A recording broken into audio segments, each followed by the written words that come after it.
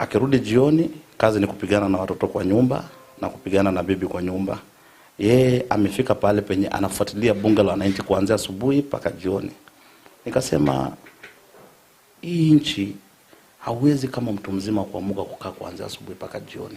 Unaenda kuongea siasa. Lazima uwajibike, ujitume, ufanye kazi. Na ndio maana niliweka uamuzi nikasema rais anafaa kufunga bunge la wananchi. Juzi umeona Gaucho akitusi rais. You cannot abuse the head of state as if he is your age mate. Kwa uongozi yote, kama Raila leo angekuwa president, hangetusi Raila. Sisi tunakosoanga saa zingine Raila. Sisi saa zingine tunasema hapa na hapa baba hujafanya vizuri, lakini kwa njia ya heshima na taadhima, kwa sababu is a leader and is still our leader. But you cannot wake up in the morning, abuse the head of state in the name of bunge la wananchi. Ndio nikasema hizi bunge lazima zibaniwe, na kama ningekuwa president ningebani hizi bunge la wananchi. Daktari, kidogo nikuulize swali moja. Swali la irresponsibility limekuwa all through. Niulize percentage gani ambayo bunge za wananchi zimesababisha kumake wanaume irresponsible to their families, kwa sababu umeargue kwamba mama analalamika bwana yake aku irresponsible, anaamka kwenda kwa bunge la mwananchi. Nataka wewe mwenyewe uamuke uende pale bunge la wananchi asubuhi pale Jacaranda. Nimefanya show Jacaranda ya Peace concert pale Jacaranda na ilikuwa imejaa kabisa, lakini bunge la wananchi ilikuwa inaendelea kama kawaida. Bunge la wananchi watu wanaripoti saa 1, wanatoka saa 2, ikiwezekana saa 3 kama kuna taa pale hivyo. Unajiuliza mwanaume mzima anaamuka, anaenda, anasimama kwa bunge la wananchi kuanzia asubuhi mpaka jioni, anarudi nyumbani. Hapa ni Nairobi, hapa sio shamba ya mtu yote. Na majority of those people wenye wanakaa pale kuanzia asubuhi mpaka jioni ni wanaume, hakuna mwanamke hata mmoja. Akitoka pale akirudi nyumbani, anarudi akiambia bibi ametoka wapi. Amerudi na paper bag, hajarudi na paper bag. Huyu ni mwanaume mwenye unapata bibi labda anafanya kazi pale fulani ya umaid ama kufanya kitu fulani. Akirudi kwa nyumba, huyu mwanaume anataka chakula, ameongea mchana mzima na baada anataka kumpendua. It is very wrong. Wanaume lazima wajibike, na hata kama kutakuwa na bunge la wananchi, na naomba kuendelea mbele, and I'm very happy niko na president hapa na nataka address hizi issue ya kwamba bunge la wananchi inaweza kufunguliwa kuanzia saa fulani tu saa fulani.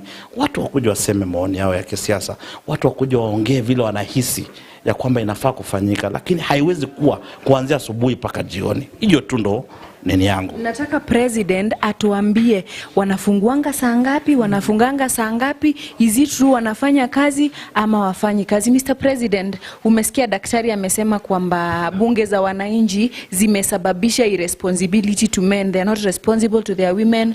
Wanaamka asubuhi wanaenda pale. Bunge yenu mnaanza saa ngapi na ni siku gani? Asante, nitajibu hilo swali, but I would like to handle something before that. And I must say that I'm very glad that Kasipul never made it to presidency, because today we would be having a president shutting down the bunge la mwananchis, forgetting that we have Article 37 in the Constitution. Otherwise, Kasipul should tell us where was he going to put Article 37 of the Constitution. But now to respond to your question directly, I think it's a notion that Kasipul is getting from someone, and it is a truth that is not perhaps classified or rather confirmed, because you go to Jacaranda, our bunge starts at around 3 to 4. Actually, you go there at 3, you'll get a few members. You come at 4, when people now are back from work, you'll find a full session there now. It is just a notion that is packaged by some people who are anti-bunge la mwananchi, and they make it sound like truthful. Maybe I need to ask him, if we sit there from morning to evening, how do we pay our rent? Or have you ever heard anywhere someone has been taken to court for failing to pay his rent because he's a member of bunge la mwananchi? These are things that, if at all he is a leader and who is actually having that good motive with this nation, should tell us a solution. Because one thing he has talked of, a woman approaching him about bunge la mwananchi, He has failed to tell us the solution he gave to that woman. Because Bunge la Mwananchi is there actually to address issues, and it is agenda-based. And one thing I'm inviting Mr. Kasipul to come to Jacaranda one day around 4 and listen to the kind of debates we are having in Jacaranda. They are actually debates that can make this nation move forward, so that he stops having this ill motive that is propagated outside there by people who are anti-Bunge la Mwananchi. Where it's getting hot here. Kidogo, swali yangu ni kama nimeona umeikwepa. Na nataka nikuulize wewe usiaddress watu wale wengine. Kando na kukua president wa bunge, do you have another job yenye unafanyanga? I do a lot of things, and I shared it in this station before. Professionally, I'm an environmentalist who majors in environmental law. Currently, I work with the Wildlife Direct. We are running some mentorship programs actually in Kajiado. So most of the times you will not find me in Bunge la Mwananchi on weekends. We do it mostly on weekends.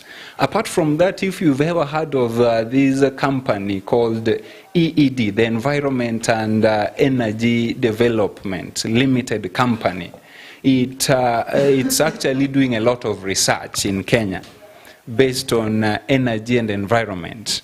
I do part-time work with them. And not only me, you go to Jacaranda, as much as we have people who are not working, let's not say that everyone there is working, but we have people who are willing to work. But this government that has failed before it starts has actually pushed them to Bunge la Mwananchi to go there even before the right time, because they don't have something to do. And I want to challenge this government and Mr. Kasipul. Find an opportunity, take it to Jacaranda and see if people will be seated there. Na mambo ya kupigana ngeta, in fact umemsikia kwanza ametaja majina. Sijui kama Nuru Okanga ni wabunge yenu kama mnamjua. Umemsikia yeye mwenyewe akijisemea. Yes. Na akasema kwamba wao ndo wanapiga watu ngeta. Is it true? No, that is character assassination. Because I know these two individuals he has talked of. Gaucho, I know him, he is a personal friend. As much as at times we disagree politically or in terms of agendas, he is not a chokora like Kasipul has put it across. These are people who are actually trying to use the avenues they have to try and get something at the end of the day, but they are not chokoras. And I wish Mr. Kasipul would have seen this gentleman called Nuru Okanga before Bunge la Mwananchi, and now that he is in Bunge la Mwananchi. There is a very big transformation. And I think if he was in a position to see that, he would have advocated for even more Bunge la Mwananchis, even in State House to erect a building for Bunge la Mwananchi there. Kidogo daktari atujibu maswali yako. Daktari, umeulizwa wakati unasema una advocate bunge la Mwananchi zifungwe zote Kenya. Kuna article umeulizwa ya constitution, utaipeleka wapi? Swali la pili, umekaribishwa Bunge la Mwananchi, utaenda ukae na wao pale ujione? Unajua, labda niseme mimi kwa hisia zangu ama kwa mawazo yangu fupi kama mkia mbuzi, ni kwamba nimereduce hiyo Bunge la Mwananchi tu bunge ya Raila. Wanapoongea pale wanaongea maneno ya Raila Odinga. Na nataka kuuliza Mr. President, are you aware that Bunge la Mwananchi right now as we speak, Gaucho ndo anajiita president wa hiyo bunge? Are you aware that Nuru Okanga is also vying for the same seat in huko tayari anasema anataka kuwa rais wa hiyo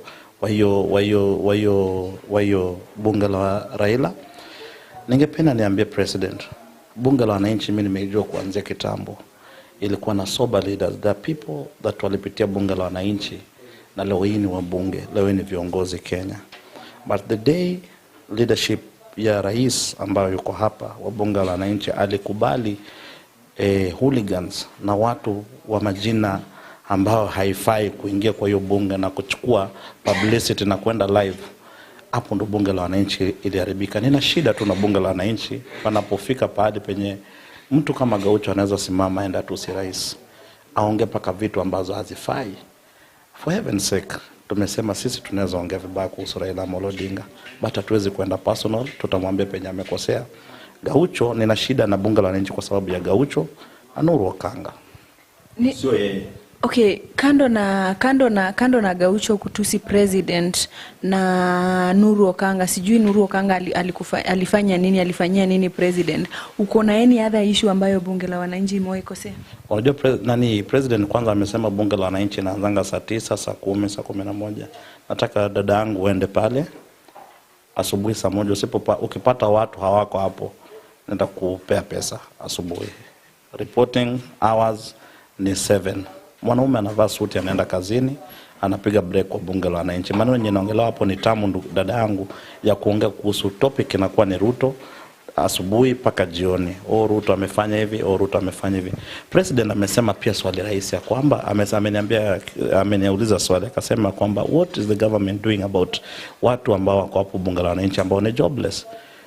Government ni wamekuwa kisupport ya Raila Odinga, imekuwa for over 5 years ikuwa na handshake, wamemaliza, wameenda kwa hiyo government ya nini, haijaisaidia mtu yote pale. Hii serikali nataka nikumbushe rais iko na only 60 days. Haijafika hata 100 days. So tunaomba president tulia, tutawasort, na mimi kama ningekuwa ni uwezo yangu, kwa sababu mimi nawania advisor to the president, hiyo kiti nita advise president Nyaunywe ifunguliwe pale kwa bunge la wananchi. Watu wanyoroshwe, washike adabu, ndo tupige msasa hiyo bunge. Watu wenye wanabaki kuanzia asubuhi paka wamesema saa 9 inaanza.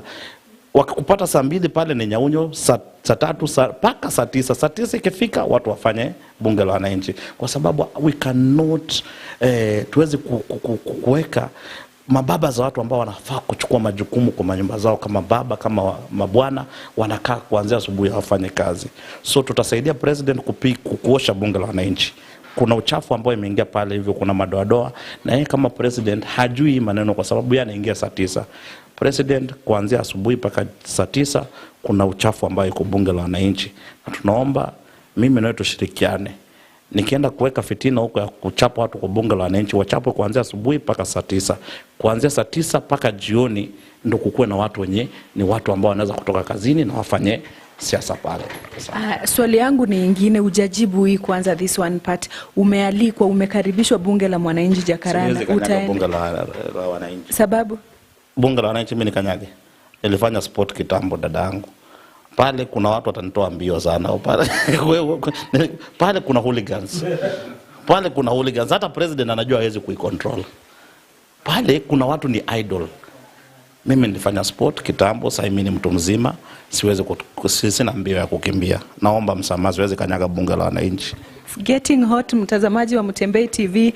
Mr. President, nataka ujibu maswali ya huyu. Umeulizwa kwamba unajua kwamba Gaucho ndiye bunge la mwananchi president, the whole country. Mulimchagua?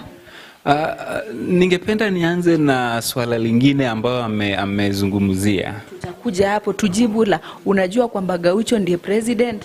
I said it before that Gaucho is purporting to be the president of bunge la mwananchi Kenya, but the truth is the president bunge la mwananchi Jivanji. These are two different things, and I said it before, but I don't mind repeating again, that bunge la mwananchi is an amorphous organization. Kidogo tu nijibu swali lingine. Amesema Nuru Okanga is vying for the same seat ambayo wewe uko. Are you aware of that? Maybe the problem is about the tense. He was vying, he is not vying. Election was done on 6th, and today we cannot say he is vying.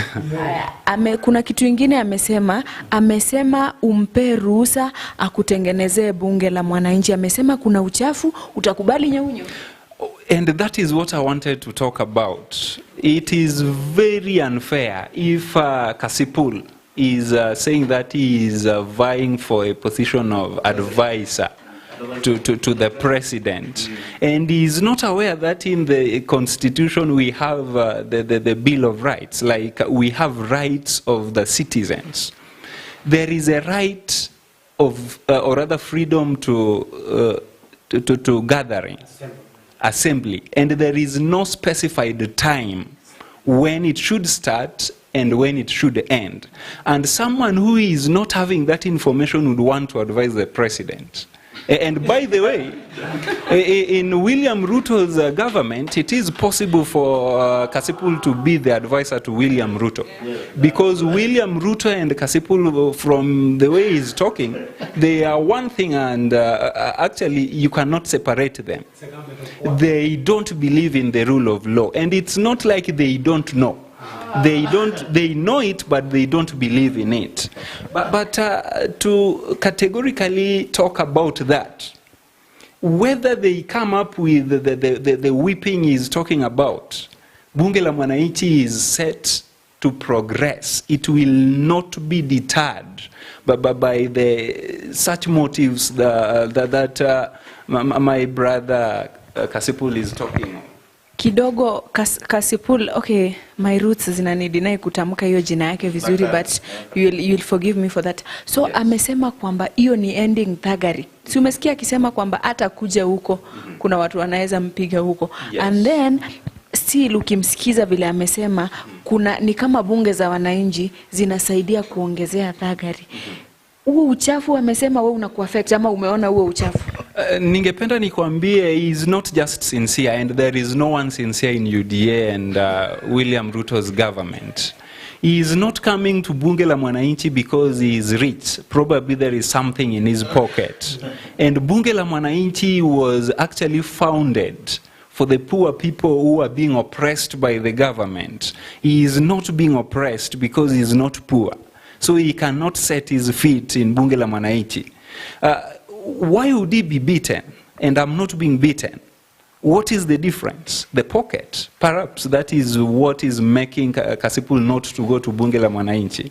And if he is not willing to go to Bunge la Mwananchi, how is he getting the information that we sit from morning to evening?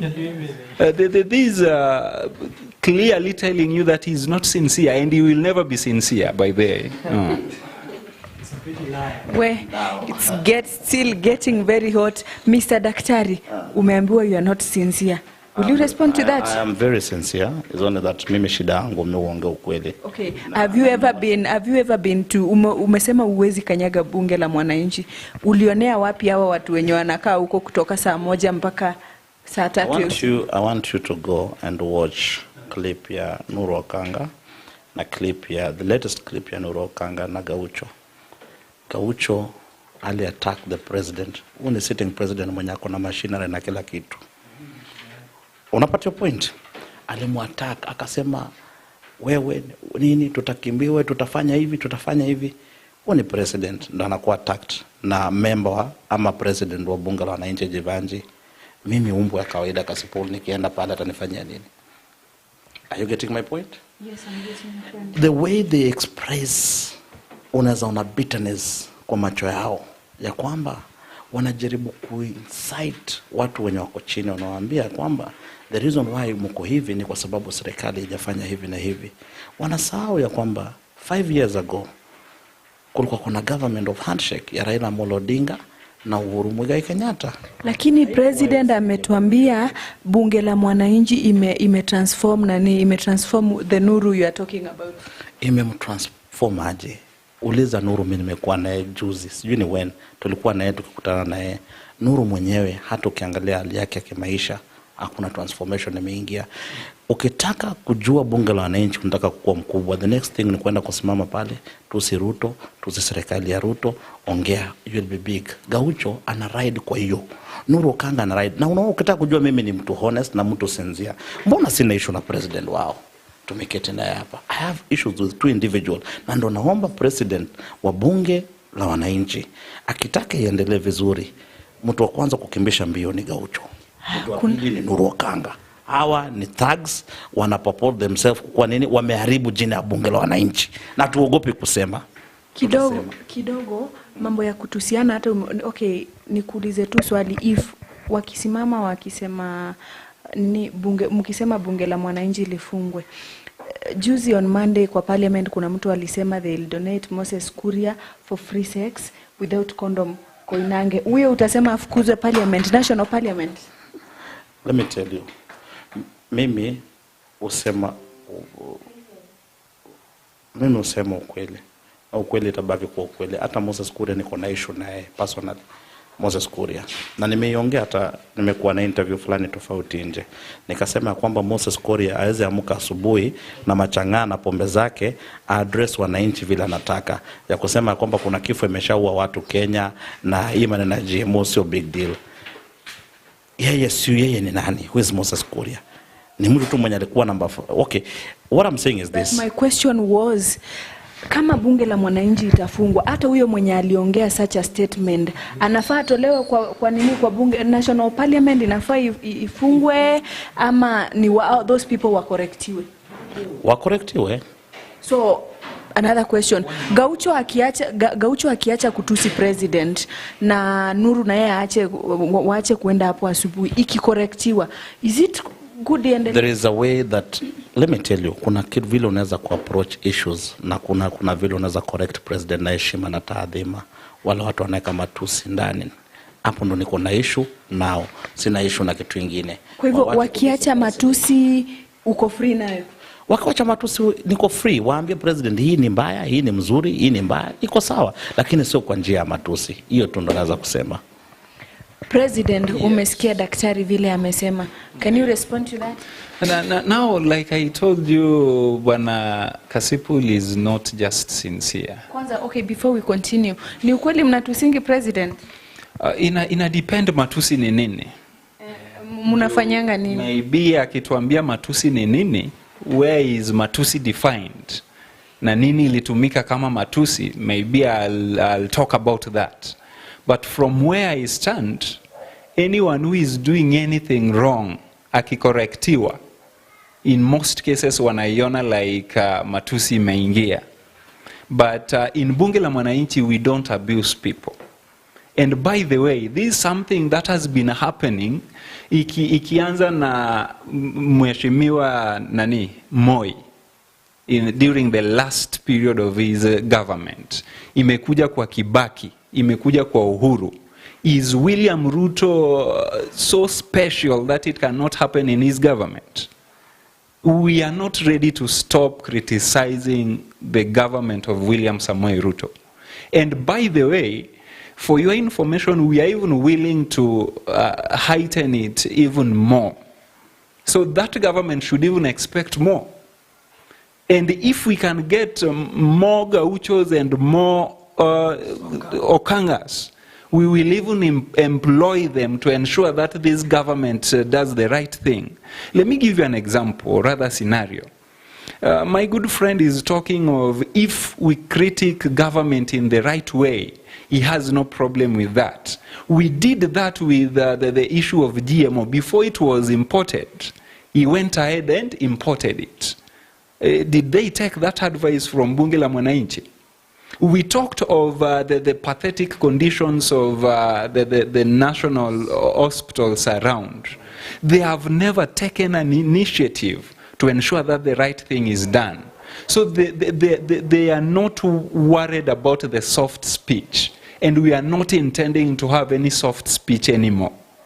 If they call that hard speech abuse, then they need to get prepared for that even more and more. Because, and by the way, umemuuliza swali nzuri sana. Kama member of parliament aliongea jinsi umesema, should we shut down the parliament? Amesema they should be corrected. Why is it that ikikuja kwa bunge la mwananchi, it is not correcting but being shut down? In sincerity. People who should not even be brought on board to discuss issues regarding our welfare as Kenyans. That is my stand. Hey, wananchi mumesikia. Kazi, if you're qualified, umesikia president akitaja, if they get more kangas, if they get more gauchos, they'll pay them. Kwa hivyo, I think kuna vacancy ya kazi. I'll send my application. The main point is for our issues to be heard by the government. Okay. If they are sincere with the Mwananchi, let them give us a better opportunity or other platform to interrogate them and bring our issues on board. Without that, whatever they are calling matusi, we will do it because we have the capacity to actually talk to the government if a platform is given unto us. Daktari, President amesema, nimekuuliza ukasema wakicorrect ni sawa, lakini President amekwama, they are not correcting. In fact, you should expect more, we expect less. Kwa hivyo sasa hapa pamefikwa kunatafutwa magaucho wengine na manuru wengine. Unajua, labda nikumbushe President, serikali ya William Samoei Ruto haijamaliza 100 days kwa tangu ichukue uongozi. Na it will be so unfair akiongea akisema kwamba una correct nini? Una correct kuhusu previous government ama una correct government yako 60 days old haijamaliza 100 days? But President, kidogo nikuulize tu swali. Within hizo 60 days, 1 to 60 days, wameimport GMO rice. So should they keep quiet mpaka wangoje 100 days ziishe ama wanafaa correct after? Do you know the problem that serikali ilipea the wrong person ku address issues za GMO? Wangepea technocrat, mtu mwenye amefanya research, kuja ongelesha wananchi, wakuwe na channel ya communication, kuongea kuhusu maneno ya GMO. Ina uzuri yake na ina ubaya yake. Hakuna kitu ina uzuri na ubaya yake. Na ndo serikali ifikie kwa hiyo kiwango ya kusema kwamba lazima GMO ikuje. Inamaanisha kulikuwa kuna research imefanywa na vitu zilifanyika. Ni juu tu wanasiasa wameipeleka sasa political na wanaanza kuipiga vita kisiasa.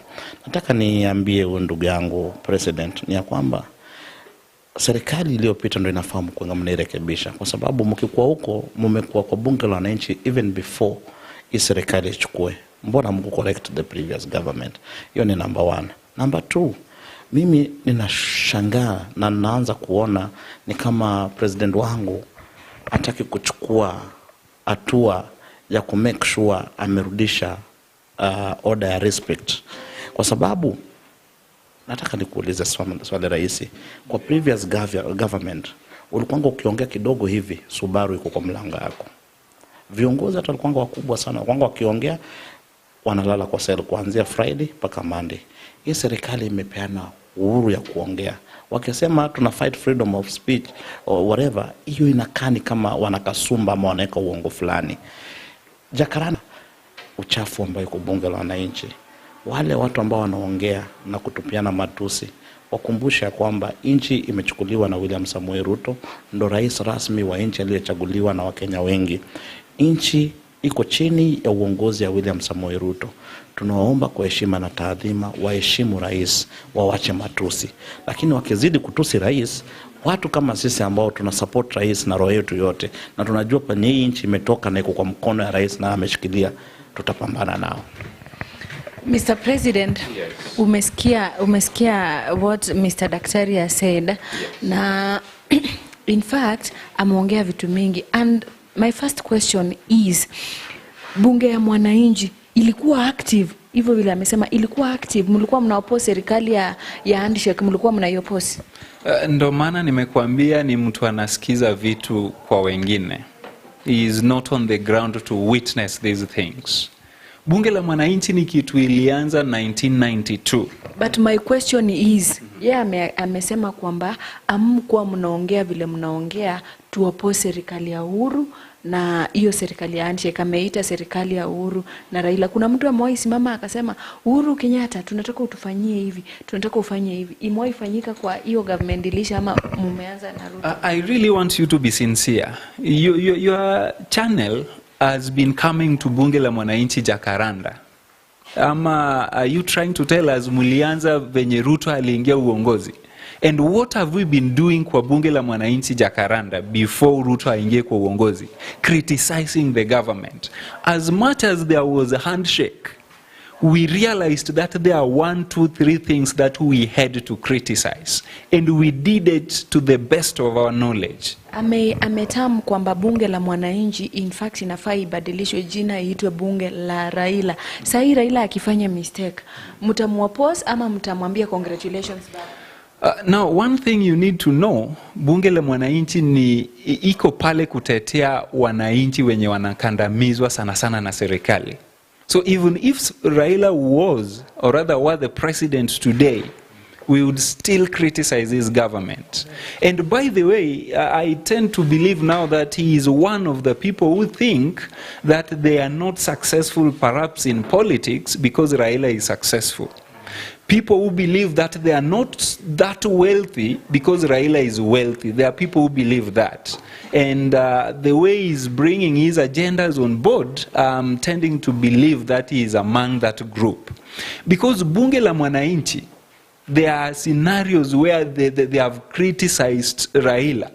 And even in handshake, Bunge la Mwananchi was not pro-handshake at the moment it was initiated. And they were talking against Raila Amolo Odinga. So it is very unfair for him to come on board and say that ni ya Raila Amolo Odinga. And like I said, and I want to repeat this, Bunge la Mwananchi si project ya mtu yeyote. Si project ya any political party. It is a movement yenye inaangalia the environment venye iko, and we respond to that environment so that wananchi wa chini wanaweza pata what they deserve. And one thing yenye I would want to remind my brother, anasema hii serikali it's hardly 60 days. It's true, but remind him that within these 60 days they have managed to change the price of fuel. Why can't they manage to do something good within these 60 days? Just trying to do their best in doing what is actually pinning down mwananchi. The same way ukiona these 60 days, GMO imefika Kenya. When was it negotiated? There are things yenye before a government adopt. Public participation inafaa ifanyike. Public participation je ilifanyika kwa hii GMO? And one question yenye tunafaa tujiulize, if you are sober enough, utajua ya kwamba large scale producers ya maize in Kenya wana harvest between November, December and January in Kenya. And that is within the food baskets of Kenya. And we are within those months. Where are they going to take their maize? The moment GMO has come to water down their effort as farmers. And it's very painful because, you know, I'm a Luo. And in our area, we do the subsistent farming. What we grow is too little to impact the food basket of Kenya. And William Ruto is coming from the region believed to be a food basket in Kenya. Na bado anakandamiza wale wakale waluya wenye wana grow hizi maize. And that is why I always tell myself that there is nothing good that can come from William Samoei Ruto's government. And Kenyans should not expect anything positive or good from this government. And even my brother here, I'm very sure that he is just supporting that government, perhaps for his own benefit, not for the benefits of Kenyans. But the difference is now that unajua mi venye unajua, I represent a people. And they are a people I have enthusiasm in. And I cannot let anything bad be done to them in the name of ati tunasafisha. If there is anything wrong with Bunge la Mwananchi, I will stand forefront to fight against that thing.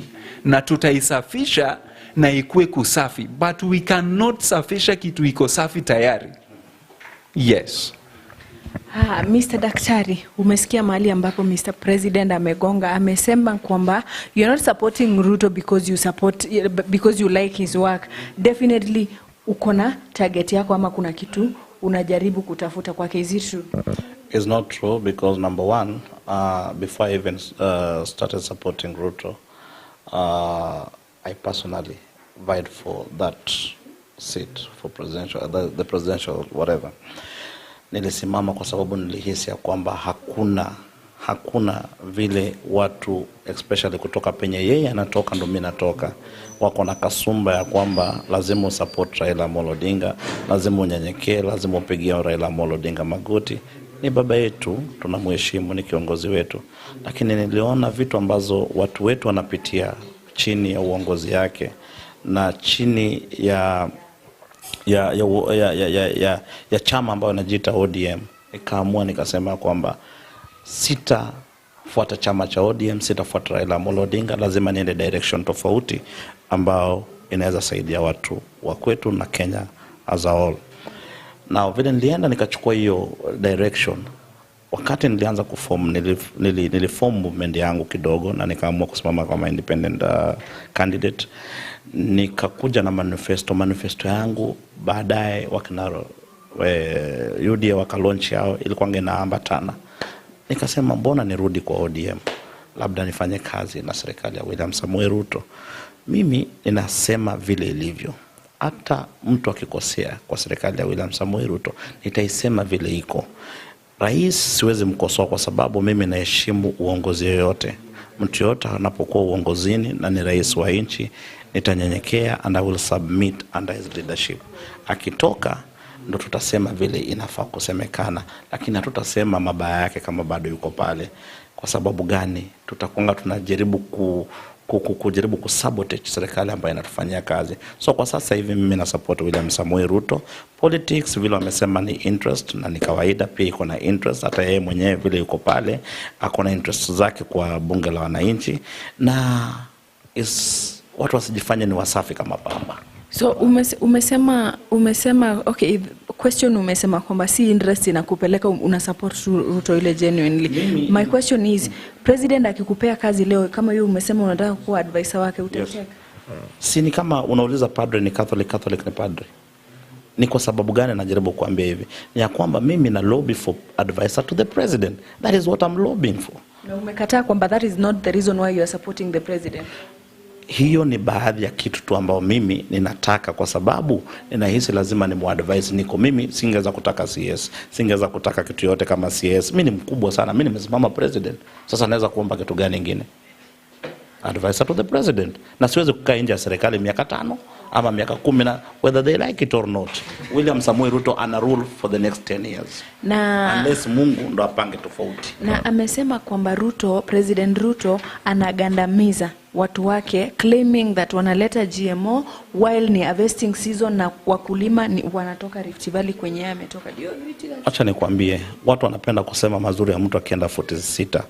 Hawa mandugu zangu kutoka Nyanza juzi nimewaambia Ruto amepeana CS to Owalo wajalua kupigia Ruto kura, wamepewa CS Owalo.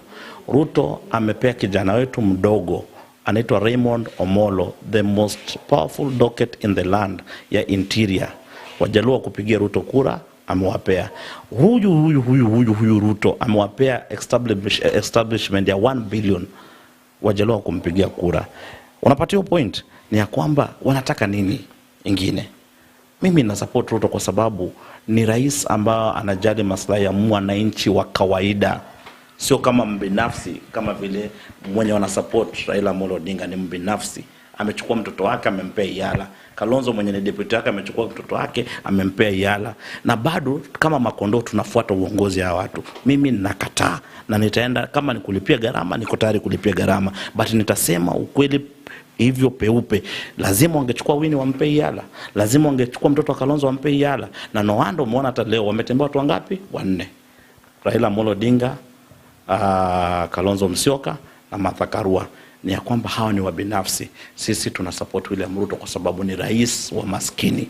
Simple and clear. Very good. In this Aslas government umeongelea, kuna kitu ulikuwa umeongelea pale mbele, sitaki president aingilie hilo, cha watu kuenda kukaa pale.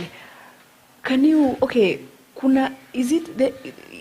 kuna vile mnaweza improvise a way of kutoa watu pale bila kutumia nyeunyo? Mwatafutia kazi ama tu wafanyiwe tu something else? Unaweza sema nini about that? Ukiona mwanaume anaamka asubuhi saa 12 anaenda kukaa kuota jua, ameweka uamuzi ya kwamba nataka kufanya hivyo.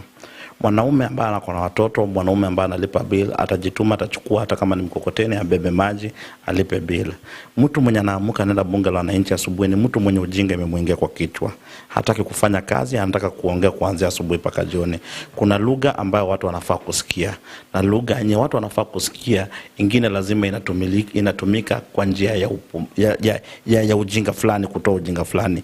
Ni vile nimesema ya kwamba hauwezi kushika mtu upeleke jela, hauwezi kufanya chochote, ila tu wakiamka asubuhi ni nyaunyo ndio itaongea lugha yenye wanajua kufahamu. Ani hiyo. Mr. President, yes. Malizia uambie daktari your last words, akwambie his last words. I'm a worried man. Ukisikia daktari vizuri anasema William Ruto ametupea sisi kama Wajaluo CS, ametupea the most powerful PS, ametupea project ya 1 billion, and ni mwenye anataka kuadvise president, and he is forgetting that the moment you arise to a position of leadership kama rais wa Kenya, you serve the people, wenye walikuvotia na wenye hawajakuvotia. William Samoei Ruto was not giving Luos a CS. He is doing his mandate as the president in delivering service to wananchi by identifying the right people who can help him in steering his government. He is not rewarding Luos for crying out loud, so that my brother can get this. When William Ruto is taking any project to Luo Nyanza, he is mandated by the constitution to do that. He is not rewarding Luos. And by the way, even if he does that for the next 5 years, when it comes to 2027, we are going to evaluate his performance vis-a-vis what we believe in. If he convinces the Luo nation to give him a support, we can give him a support based on his performance, not because he has taken 1 or 2 CS or cabinet secretaries to. And by the way, as Luos, we are not interested in cabinet secretary. We are interested in service to the people. And that one I'm talking as a Luo, not the president of Bunge la Mwananchi Jacaranda now. And I want my brother to get it clearly from me. And I believe I'm talking on behalf of a majority of Luos. We are not supporting Raila Amolo Odinga because he's a Luo. And we are not supporting Raila Amolo Odinga because we are caged in something or somewhere.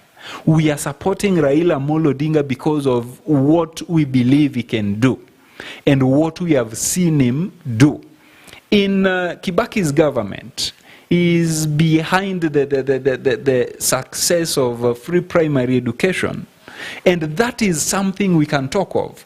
He is one of the people who fought for this freedom we are talking of today of gathering at Jacaranda, which my brother is against. And these are the things. If you tell him to mention a little of the things he knows that William Samoei Ruto has advocated for, you'll be shocked. And there is someone who is supporting William Samoei Ruto. And even coming on media, something that is going viral, supporting William Samoei Ruto, and is in fact saying he cannot correct the president and is looking for the seat of advisor to the president. Is it making sense? It is time we Kenyans, we rise up to the occasion and do the right thing. And the right thing is putting the government of William Samoei Ruto on toes, so that he can deliver. Because the moment he delivers, it will be a good moment for Kenyans. And that is what I believe on. So, Wajaluo, you are not grateful hata kupewa mtu mmoja hivi kama si? We are not obligated to be grateful for being given a yes. The only thing we will be grateful for is a service to the common mwananchi ambaye ni Mjaluo kule Nyanza. So, if President Ruto ataperform kulingana na your expectations, hiyo itawa make Mudambo your kingpin who is Raila Odinga for Ruto? One thing that you need to know, we make a decision when it comes to the time of the ballot. When the manifesto is actually out, we read the manifesto, we look at what someone is believing in, then we make a decision. It's not like we are pegged on supporting Raila Amolo Odinga come rain, come sunshine. If we want to be, he's coming from lowland, we can support him, but only if he can prove to us that he is a better alternative over Raila Amolo Odinga. If William Samoei Ruto will convince Luo by his performance that he is the better alternative, Luos, I believe, will support him. But if he cannot do that, trust me, or rather believe me, we are not going to support him. Mr. Daktari, umepewa chance ya hiyo kiti yenye unatafuta, you vied for and then haikuenda successful, but umepewa condition moja. Umeisikia kukua tu, ushuke tu pale chini ya Raila. Are you willing? Mimi naweza sema nimefundishwa na askofu na mapadri na mashehe ya kwamba heshimu viongozi ambao wako kwa power. Mimi naheshimu Raila Amolo Odinga, lakini ikifika pale pa kumkosoa kama baba yetu tutamkosoa. Lakini kwa sasa hivi mimi siwezi kosoa William Samoei Ruto kama president, kwa sababu yeye ndo amekalia kiti na ndo amebeba sword na ndo ako na authority. Ni chenye naweza ambia mandugu zangu kutoka Luo Nyanza ni ya kwamba kasumba ya kuabudu jamii fulani kwa muda fulani imepitwa na wakati. Angalieni maisha yenu.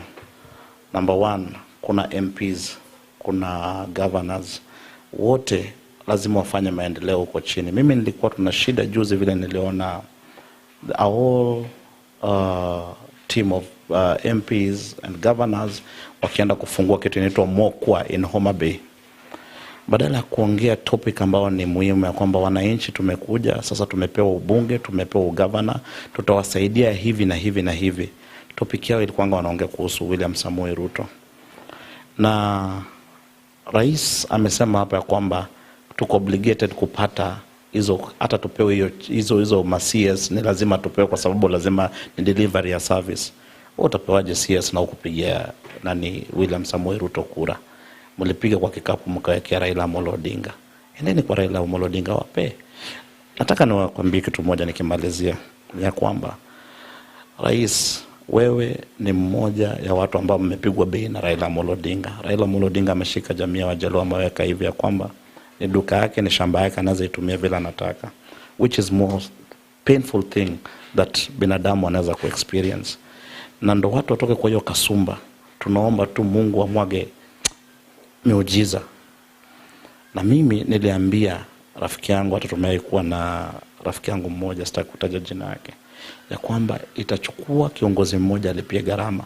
Raila Amolo Odinga hakuletwa na baba yake, alienda njia yake, akapigana, akafika penye amefika. Kama sisi tutaenda njia yetu na tutamfuata yeye, tutachukua hiyo njia. Lakini I want you to take it to the bank.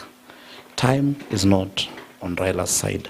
Age is not on Raila's side. Let him retire peacefully, go home.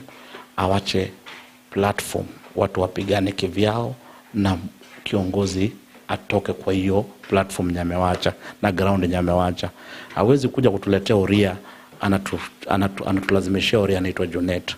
Hawezi kutuletea Muganda anaitwa Mbadi, anatulazimishia. Watu wenye wana control Luo Nyanza sahi ni foreigners. They are not the sons of the soil. Na ukiinuka dhidi ya hiyo unapigwa vita. I want rais animentionie kiongozi mmoja mwenye after Raila Amolo Odinga wanaona anaweza kuchukua kutoka kwa Raila Amolo Odinga, apart from Winnie Odinga. Ni tayari wameanza kumgroom. Who is another leader mwenye anaweza kuchukua from Raila Amolo Odinga? Wanaanza kugroom Winnie Odinga. Winnie Odinga mwenye hajui chochote, kwa sababu ilisemekana kwamba the Odingas watarule nini Wajaluo miaka yao yote. Mimi ninaomba msamaha kama nimekosea kwa kuongea, lakini ninaomba rais, unapoenda nyumbani kulala, kulia kitu inaitwa kambula. Kambula ni ile kitu ng'ombe inakula. Ikienda kulala inakula nyasi, alafu inakulia kambula. Kama utaelekea hiyo direction, mimi nakuonea huruma. Join, tuingie, tuende direction tofauti yenye sio ya Raila Amolo Odinga. Tunyooshe, tubadilishe maisha ya watu wetu Jaluoni. Mr. President, umeulizwa mambo mengi. Umesikia daktari amesema kwamba kuna Woria ako Ujaluoni na kuna Muganda ambao ndio favorite wa Raila, na kuna watu kama wewe na ni president. Unajibu nini daktari? Kuna kitu moja yenye ningependa uone kwa hii kikundi na support UDA. It is a good sentiment to compare with the Megunas mwenye anajua baba ya kila mtu hii Kenya. Na hata huu rafiki yangu ana prove that the moment umeingia UDA kui support, you know the biological fathers of each and every Kenyan. Mpaka anakuambia Mbadi is a Ugandan. And by the way, it makes me ask myself a lot of questions regarding constitution. Because it's like my brother has decided not to give rule of law any respect at all. But he has brought something on board that Winnie Odinga is being groomed. And the same mouth has told us that Raila rose to power without being brought. Why can't he rise to power without being brought to fight Winnie Odinga? Why can't I challenge myself and rise to power and fight Winnie Odinga without being brought by Raila Amolo Odinga? Now it is a challenge, and he challenged me to mention a few. I would be glad to mention a few Luos who have shown interest and capacity to rise to leadership, beginning with the member of Parliament, Embakasi East, Babu Owino, is a Luo, for his information. If you go to Mutembei, where I come from, in the last contest of gubernatorial race, Evans Kidero was among them. He has showed interest in leading Luos. He has the potential. He can arise to that leadership without being brought by Raila Amolo Odinga. Now, in an actual, I'm saying this. If there is a leader in Luo land feeling that he can lead the Luo community, let that leader challenge Raila Amolo Odinga, and the Luos will back him up. One thing with the Luos, we don't recognize cowards, and we don't support cowards. The moment you show your ability to outsmart Raila Amolo Odinga politically, Luos will probably support you. But one request I would want to make to my brother, now that I'm the president, Bunge la Mwananchi Jacaranda, I'm burdened by a lot of responsibilities to ensure that Bunge la Mwananchi Jacaranda grows. One challenge that we have is financial matters. And if there is any way you can support Bunge la Mwananchi, and I will go specifically to the projects that we have at hand. We realized that you've been to Jacaranda before. And in Jacaranda grounds, we don't have even a single toilet. Bunge la Mwananchi Jacaranda has seen an avenue of, number one, maintaining the environment, and number two, raising financial stability from it. We really need just 2 portable modern toilets. We station them in Jacaranda ground. Bunge la Mwananchi will be collecting some small fee for using these latrines. And you realize that we are going to conserve the environment. At the same time, we are going to actually boost the financial capacity of Bunge la Mwananchi. And on top of that, Bunge la Mwananchi, like I said, it is not for any political party. And like I said before, my deputy is a UDA member. So we are welcoming any support that will lift a single member or members of Bunge la Mwananchi Jacaranda, so that we can say that our leadership has actually made A, B, C, D, or person A, B, C, D be lifted up economically. So I'm making an appeal to him. Being that he was a candidate, that tells you how connected he is. Let him convince me that he is better than Raila by just trying to help common Mwananchi in Jacaranda. Perhaps I will support him in 2027. Before we get to that point, my question was, Junet Mohammed ni Mujaluo? Junet Mohammed is not a Luo.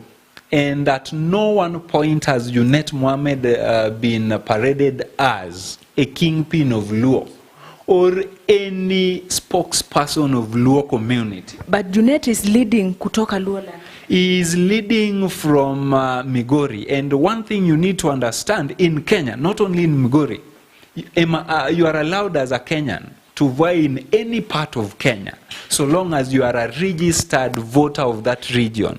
For instance, there is a Luo who was elected a member of county assembly in Kiambu County. Is it about tribe? It is not about tribe. So Junet Mohammed leading in Migori He is leading as a Kenyan.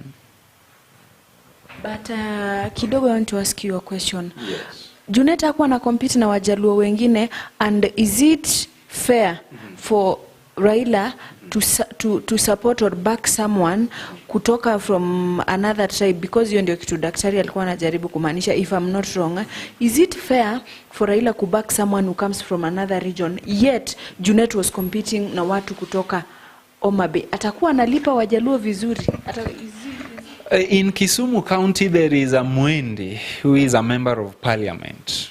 Who are we revolving around Junet Mohammed? The member of county assembly I've talked of in Kiambu is serving the Kiambu residents, not Wakikuyu. The same way Junet Mohammed is servicing the people of Suna East constituency, si Wajaluo. And in Suna East constituency, it's a constituency that is comprised of different tribes.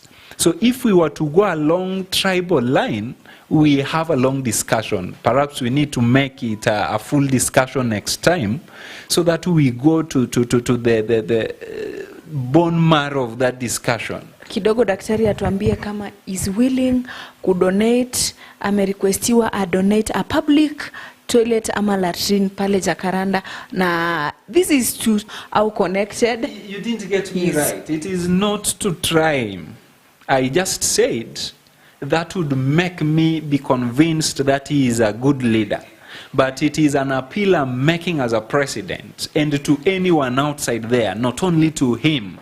He can even decide to connect me with other avenues and sources I can use to get that, so that I serve the people of Bunge la Mwananchi Jacaranda. Actually, Mr. President, I may make a request to you na umesikia.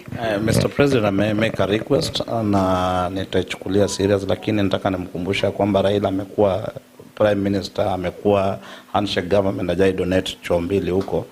So who am I? Number one. Number two, nataka nimkumbushe tena mambo mawili ya kwamba right now I'm jobless na ngoja kupewa kazi kwa serikali ya William Samoei Ruto kama advisor to the president. Na nikipewa hiyo kazi ya advisor to the president, I'll be able to move around and make sure that nimeweka watu wako sawa, especially vijana. Number two, tunataka kuanza kazi ya Nyanza, kusafisha magugu Nyanza. Na huyu ndugu yangu ni leader mwenye, you can imagine vile ukiongozi anaongea vizuri, hata paka mimi nafurahia, lakini hajaipewa opportunity. Amekanyagiwa chini. Hakuna mtu mwenye anamjua pastor au beyond Bunge la Wananchi. Mtu mwenye anakuja kuongea kwa public ni chokora. Huyo ndo mtu anafaa kuongea. Na mimi kwa sababu nimeamua after hii kazi nimepewa, nataka kusafisha magugu pale Nyanza, nitamuita, nitamkalisha chini, tuambie ndugu yangu, miaka zimeenda, miaka zimerudi, mimi na wewe ni watoto wa maskini. Tujapewa opportunity ya kuongoza nchi, kwa sababu kuna watu wanahisi ya kwamba wanafaa kuongoza nchi, wengine wasiongoze nchi. Ningependa kwa upande yangu. Na namuomba leo hii kama ameketi hapa, whether he like it or not, kwa mapenzi ya Mwenyezi Mungu, time na age haiko upande Raila Odinga. Na mtu yote atatuletea, tutapiga. Na tunaenda kubadilisha hawa wabunge wote wenye wamechaguliwa. Amesema kuhusu Babu Owino. Babu Owino ni mwanasiasa wa town. Hapa. Hawezi kuebuka tena kuja huko. Babu Owino, umeona mjaluo mweupe umeshako. Tunashuku huyo Babu Owino ni mtoto wa Muhindi. Number 2, nataka nikwambie, yeye angesema ni yeye angedea aseme tumsupport, tunamsupport kwa sababu ni the son of the soil. I did say that. So Mr. Daktari, umesema you want to nini? Umesema you want to, unataka ku break lineage ya Wajaluo kwamba they must be led. That lineage by going out there and paying a price. A price will be that tutaitwa outsiders, a price tutaitwa traitors, but at the end of the day tumesema the Odinga family control Luos, enough is enough. In Luoland sahi kuna watu wanakufa kwa sababu wana antireviral. In Luoland sahi tukiongea kuhusu pale kwa shows of lakes, kuna watu ambao wanakulwa na hippopotamus, wanakulwa na nini. Hakuna kitu inafanywa. In Luoland bado kuna watu wako na minema inaitwa jiggers, my friend. In Luoland bado kuna watu wako na grass thatched house.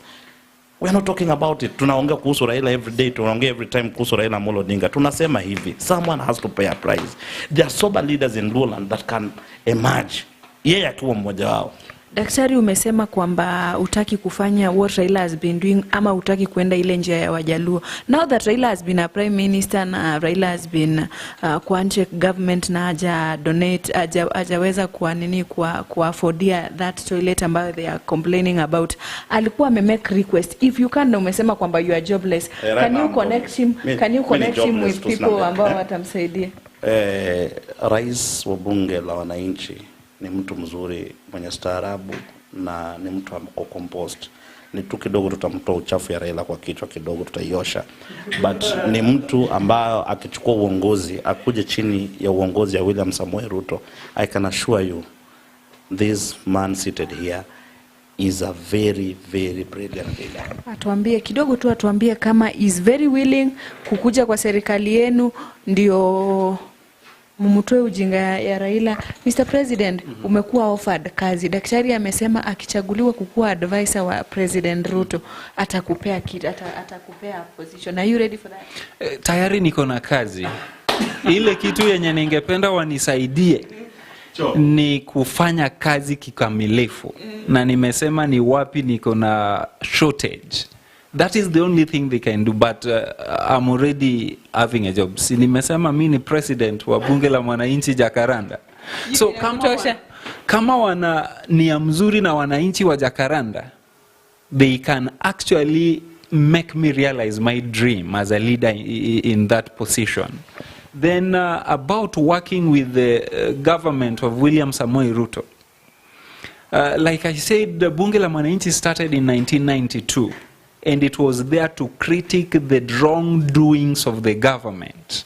And today, if I tell you that I'm working with the government of William Samoei Ruto, I shall have betrayed Bunge la Mwananchi, its principles, and the foundation upon which it was built. And I'm not ready to do that. I can only negotiate with the government of William Samoei Ruto based on what best can we do to the Wananchi, the hustler down there, but not how they can use bunge la Mwananchi to calm the pressure that Wananchi wako nayo hapa chini. Yes. Of course, mtazamaji, umeona nimejaribu lakini nimeshindwa. It is clear kwamba these people hawataki kuingia kwa line moja. Huyu amesema kama Kalonzo niko comfortable, niacheni nikae hapo kwa opposition kidogo. Mr. Daktari amesema kwamba he is not ready kufuata njia ama kufuata mkondo wa Wajaluo wenzake. Mr. Daktari, ile ni kamera yako. Kidogo useme your final words. You've been opposing bunge la mwananchi. After meeting the president, utaendelea nayo ama are you going to change? Your final words. My final words, politics is not personal. And to my brothers from Luo Nyanza, it is high time. Mumeanguka mara 4. Mmekuwa mkifuata mkianguka, mkifuata mkianguka. Ni wakati ambapo mfungue kichwa. Na kufungua kichwa imaanishi mkuwe rebels. No, ama mkuwe disrespectful. No. Ni wakati ambapo viongozi wengine wanaweza emerge na waongoze. Tupeeni tu opportunity na sisi tutawaongoza na tutawapeleka penye nafaa kupelekwa. Hiyo kana mmekuwa mkiambiwa, sisi ndio tutawavukisha. Na nataka niambie hivi mandugu zangu kutoka Ujaluoni ya kwamba 2032 I'll be vying for the top seat in the land. Nasitaki kuwa the next walking pin, no. Nataka kuwa president wani support. Baada ya serikali ya William Samoei Ruto, niko kwa mguu yake, nitamsupport na roho yangu yote, na mtu mwenye atasimama mbele yake tutapita naye. Asante. Tumeambiwa tuanze kuzoea president wetu mapema, luckily tumekutana na yeye kabla ya kuwa president. Mr. President, yes. Unaambia nini daktari? Ile ni kamera yako. Your final words to daktari. Now that mmekutana, umesikia the reason why he has been opposing bunge la mwananchi, unamwambia nini sasa now that mmekutana? Your final words. My final words to daktari is that number 1, in politics we disagree to agree. And the moment we disagree on the basis of our agendas, not on personalities. And one thing that I would really wish to be propagated through him is that Bunge la Mwananchi is still there to do the right thing, and it is in the right course. And our agenda as Bunge la Mwananchi is to actually make some people realize their ability. And by the way, Bunge la Mwananchi is also making some of us realize our potential in leadership. And if my brother here believes in leadership, more so in the youth, then he should actually support Bunge la Mwananchi. In any aspect he feels like Bunge la Mwananchi is doing the wrong thing, we are open for advice, and we are open for the right course. So let him feel free actually to come to the leadership of Bunge la Mwananchi, and I'm very specific, Bunge la Mwananchi Jacaranda, because perhaps I may say something that Bunge la Mwananchi Jivanji is not in line with. But Bunge la Mwananchi Jacaranda is open to any good piece of advice and is welcome on board. And one thing that I would want to demystify is that you can go to Bunge la Mwananchi Jacaranda and live safe without being beaten, and give it a trial one day, and you'll come to realize that actually we speak to fight for the common Mwananchi, we are not violent. And actually, you can even come and oppose Raila Odinga in Bunge la Mwananchi Jacaranda. We will listen if it is an instrumental opposition. Of course, it has been Mutembei TV. Hapa ndo tunakuletea masuala yote ya siasa, vile ambavyo yametendeka. Like, comment hapo, alafu usisahau kuclick the subscription button, alafu Nitakuja na helmet.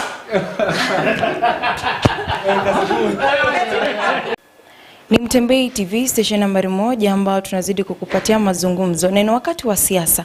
Ninao wakuu hapa wa Bunge la Mwananchi pale Jacaranda. Ninaye the speaker, ninaye the IBC chairman, na pia ninaye pale the deputy president ambao nataka tuzungumze na wao kidogo. Mtatambulisha majina pale, na karibu sana ndani ya Mutembei TV. Asante sana. Kama speaker wa Bunge la Jacaranda, kwa majina naitwa Wilson Obiero. Mimi ndio speaker. Asante sana Mutembei TV. Mimi kama chairman wa Electoral board wa Bunge la Jacaranda, Mr. Paul Ochieng. Asante sana Mutembei TV. Niko na furaha kwa kutualika. Mimi kwa majina naitwa Wycliffe Atema, jina la kisiasa naitwa Ikolomani. Yeah. Karibuni tena sana, and you just feel free. So tukianza na with the IBC chairperson, how did you come up with this presidency, kuwa na the deputy president na pia kuwa na the speaker? Okay, thank you very much. Actually, since we never had leadership in Bunge la Mwananchi Jacaranda, and sisi wote kama wanabunge, sisi tena ni wabunge wa Bunge la Jacaranda. So we came up with an idea of which members of the parliament or wanabunge were the people who fronted the clamor so that we have the elections. Therefore, I was elected as the chairman of the Electoral board. We decided on what the structure of the leadership that we should have as Bunge la Mwananchi.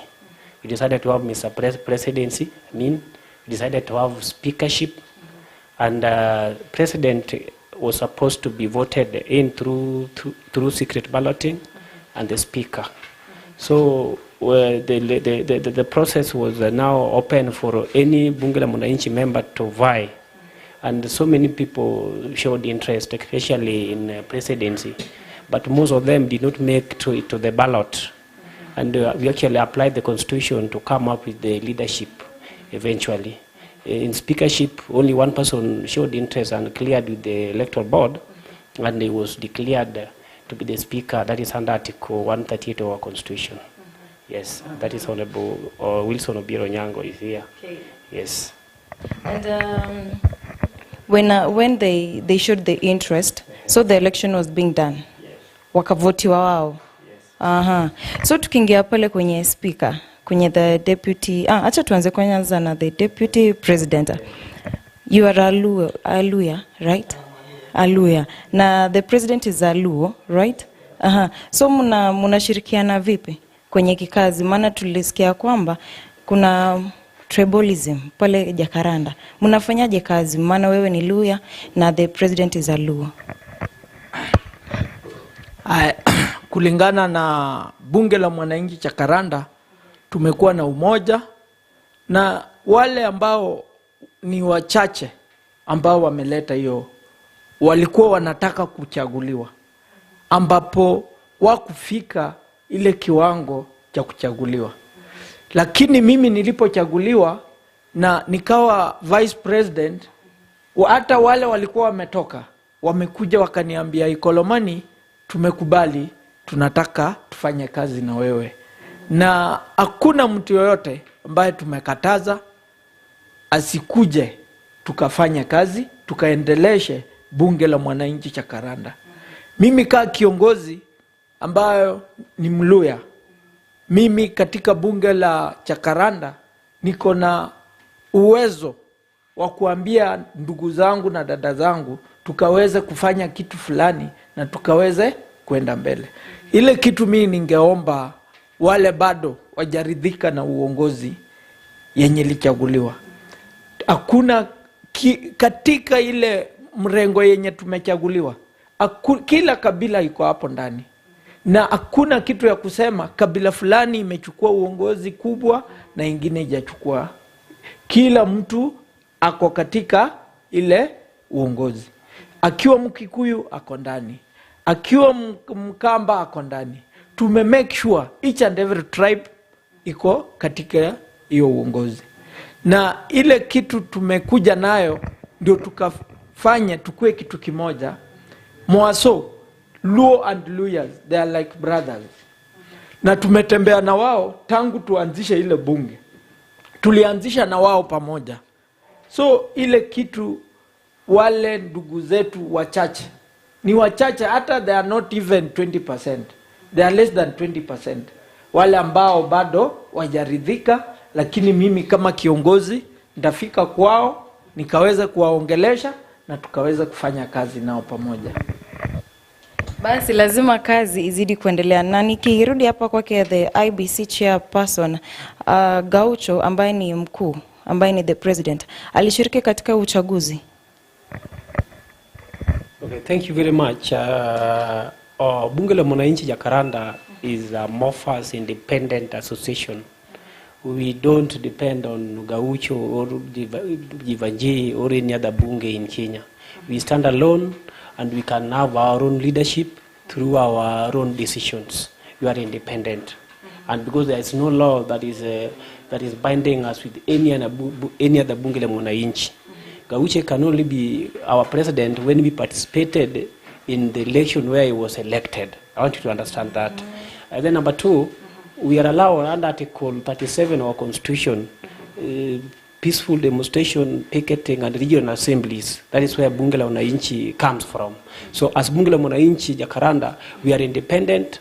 We have got independent decisions. We have got brains where we can have our own leadership by us engaging Gaucho or another person.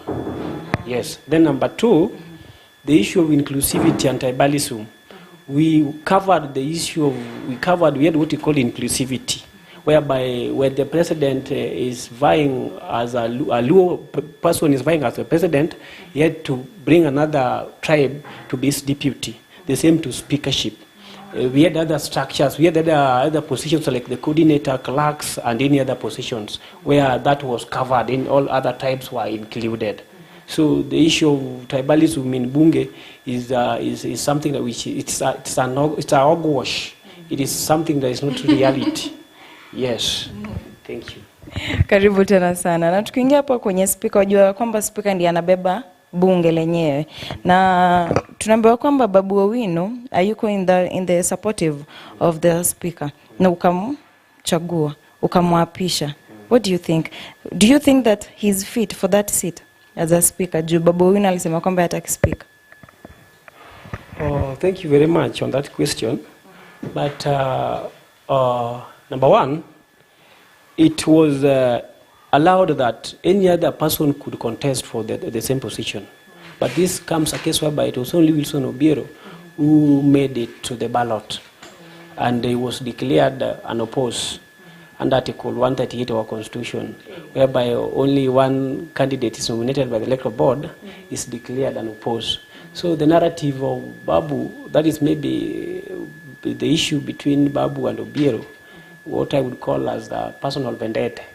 And I encourage Obiero, after being the speaker, we don't have issue with Babu Owino. He's our leader. We respect him. We adore him. We hope for the best in the leadership ambition, in his leadership thing. We don't have a problem with him. Obiero is already our speaker. They can dialogue to cleanse the impediments or the malignancies that have been growing between the two, so that we can continue with the Bunge. Yes. Yes. Thank you so much. And tukiingia pa kwenye speaker, hizi pressure zote ambazo unazipata kutoka Babu Owino na kutoka kwa wale watu ambao wanasema kwamba hautoshei kwenye hiki kiti, will you ever think that one day uta step down useme kwamba mimi sitaki kuendelea kuwa the speaker ya Jacaranda? Asante sana. Allow me to say by beginning with this point that there is no any serious issue between the Speaker of Bunge la Mwananchi Jacaranda, that is Wilson Obiero, and Babu Owino. Just to clear the air, there are few individuals who had their personal interest or their personal issues with Wilson Obiero. So they were trying to use Babu Owino to attack Wilson Obiero. I have much respect for Babu Owino as the area MP. And I have to respect him as our leader of the area. So the issue of maybe having pressure from left, right, and center, with me, it's not there. Yeah. So I respect him, and I will do my work as an elected speaker. And what we have to understand, my position is not an appointed position. It's an elective position. So an elective position, it's a competitive process where people go to the ballot. The people in charge of the process are engaged through the chairmanship or the powers on the leadership of the commission that is put in place by the members themselves.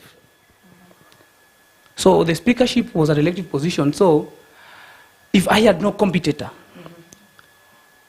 to test his guns against me, then what was left? Nothing was left. I wanted to be declared the winner. Yeah. And what did they see that made them not to contest? It is the amiability to conduct the proceedings of the House. So you believe in yourself? So I trust in the process first, and I believe also in myself in conducting the proceedings of the House, and I believe in the people as well, because it is the people that give you the mandate to conduct the proceedings. Without them, you have no powers. So it is the people that engaged me and said, Wilson Obiero, you are competent enough to run the proceedings of this House. Kindly come forth and contest for this position. And as a result of that, the few competitors who were around did not even clear with the IBC because they had already feared the race. So that is what it was. So issue of dragging leadership or political leadership to Bunge la Mwananchi, it's something that should not be there. Let us give our leaders their space. They do their work, and we also do our work as Bunge la Mwananchi. Yes. Right, so clear the air. Na tukiingia pale kwenye the IBC chairperson, wakati uliwaapisha, kulikuwa na watu ambao walikuwa against it na walikuwa narusha mawe pale, but you still stood na ukasema kwamba nitawaapisha. Life yako sasa hivi, je, iko sawa? Una usalama wote ama bado unatishiwa ama uko na uoga fulani pale, kuna watu ambao wanaweza nivamia?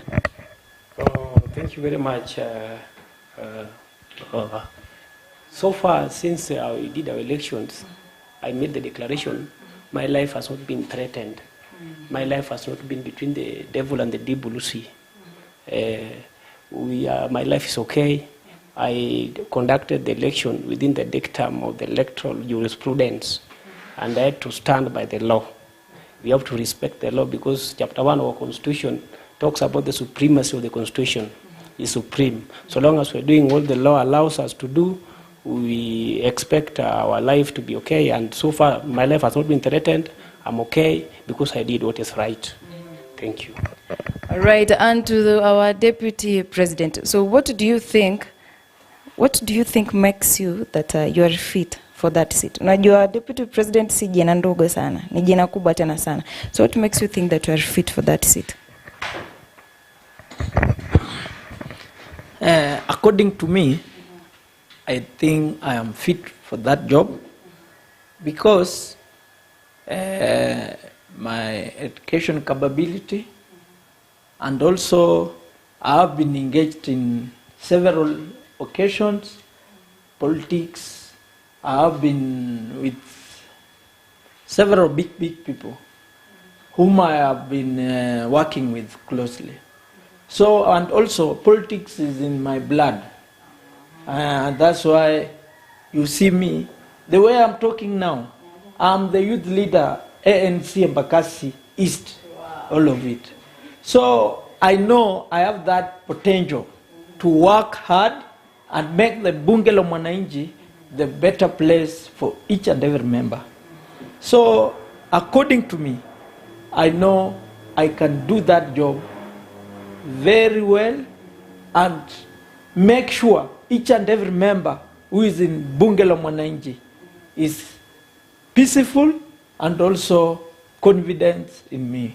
And that's why what I can say. Asante sana. Nilikuwa nangojea hiyo ya kusema kwamba politics iko kwenye damu yako. Unajua nasema kwamba kama upendi kitu huwezi kuongoza. Na tukiingia kwenye speaker, kuna wale ambao wanakutazama na wanakusikiza. Unapata kwamba hawajui the roles of a speaker. Unaweza tuambia wewe role yako ni gani pale kwenye Jacaranda Bunge la Mwananchi? Thank you very much.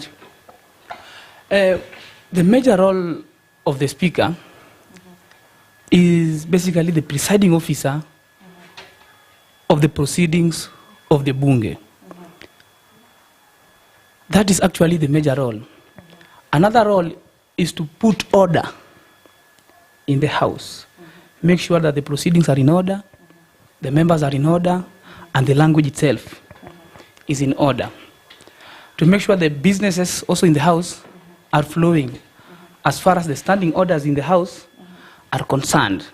So those are basically the basic functions of the speaker. And also, if I may add, to make rulings. There are some issues that needs a lot of wisdom, and that's why basically I'm elected to be a speaker. You need to apply wisdom as opposed to knowledge when you want to execute functions of the speaker. You may have the knowledge, but you lack the wisdom, then you may lose the confidence from the members, and you may also lose the trust with the membership of the House. So when you're executing rulings, you have to use a lot of wisdom so that you continue uniting the House, because the element of impartiality is definitely with the speaker. You are not supposed to take sides in the House. You're supposed to give direction based, and you're supposed to be persuaded by the opinion of the House, pegged basically in the standing orders, statutes, and the Constitution of Kenya itself. That's where we borrow our way of operations. Definitely that's what it is. All right. Yeah. So kile ambacho kinakulead ni confidence ambayo unayo. IBC chairperson, wakati walikuwa elected na ukawaapisha, kwa wewe mwenyewe binafsi, unaweza tuambia ni nini ambacho kilikuvutia kwa hawa, ambacho unaweza sema kwamba you can stand firm and say deputy president ana fit, my speaker ana fit. Ni kitu gani ambayo ilikuvutia kwao? Okay, thank you very much. You know, as the chair number one, I need to be impartial, like you said. I need not to be prejudiced towards a particular candidate. But all in all, I'm also a member of that Bunge. I know the right persons who can lead. I know whoever can be trusted with the leadership of that Bunge. Even somebody once said, that is Martin Luther King, darkness cannot drive out darkness. It is only light that can drive out darkness.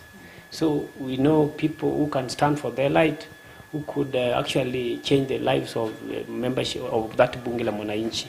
So far, Obiero himself had been into the Bunge. We used to see how sometimes he could conduct the proceedings, and any other person at the same time.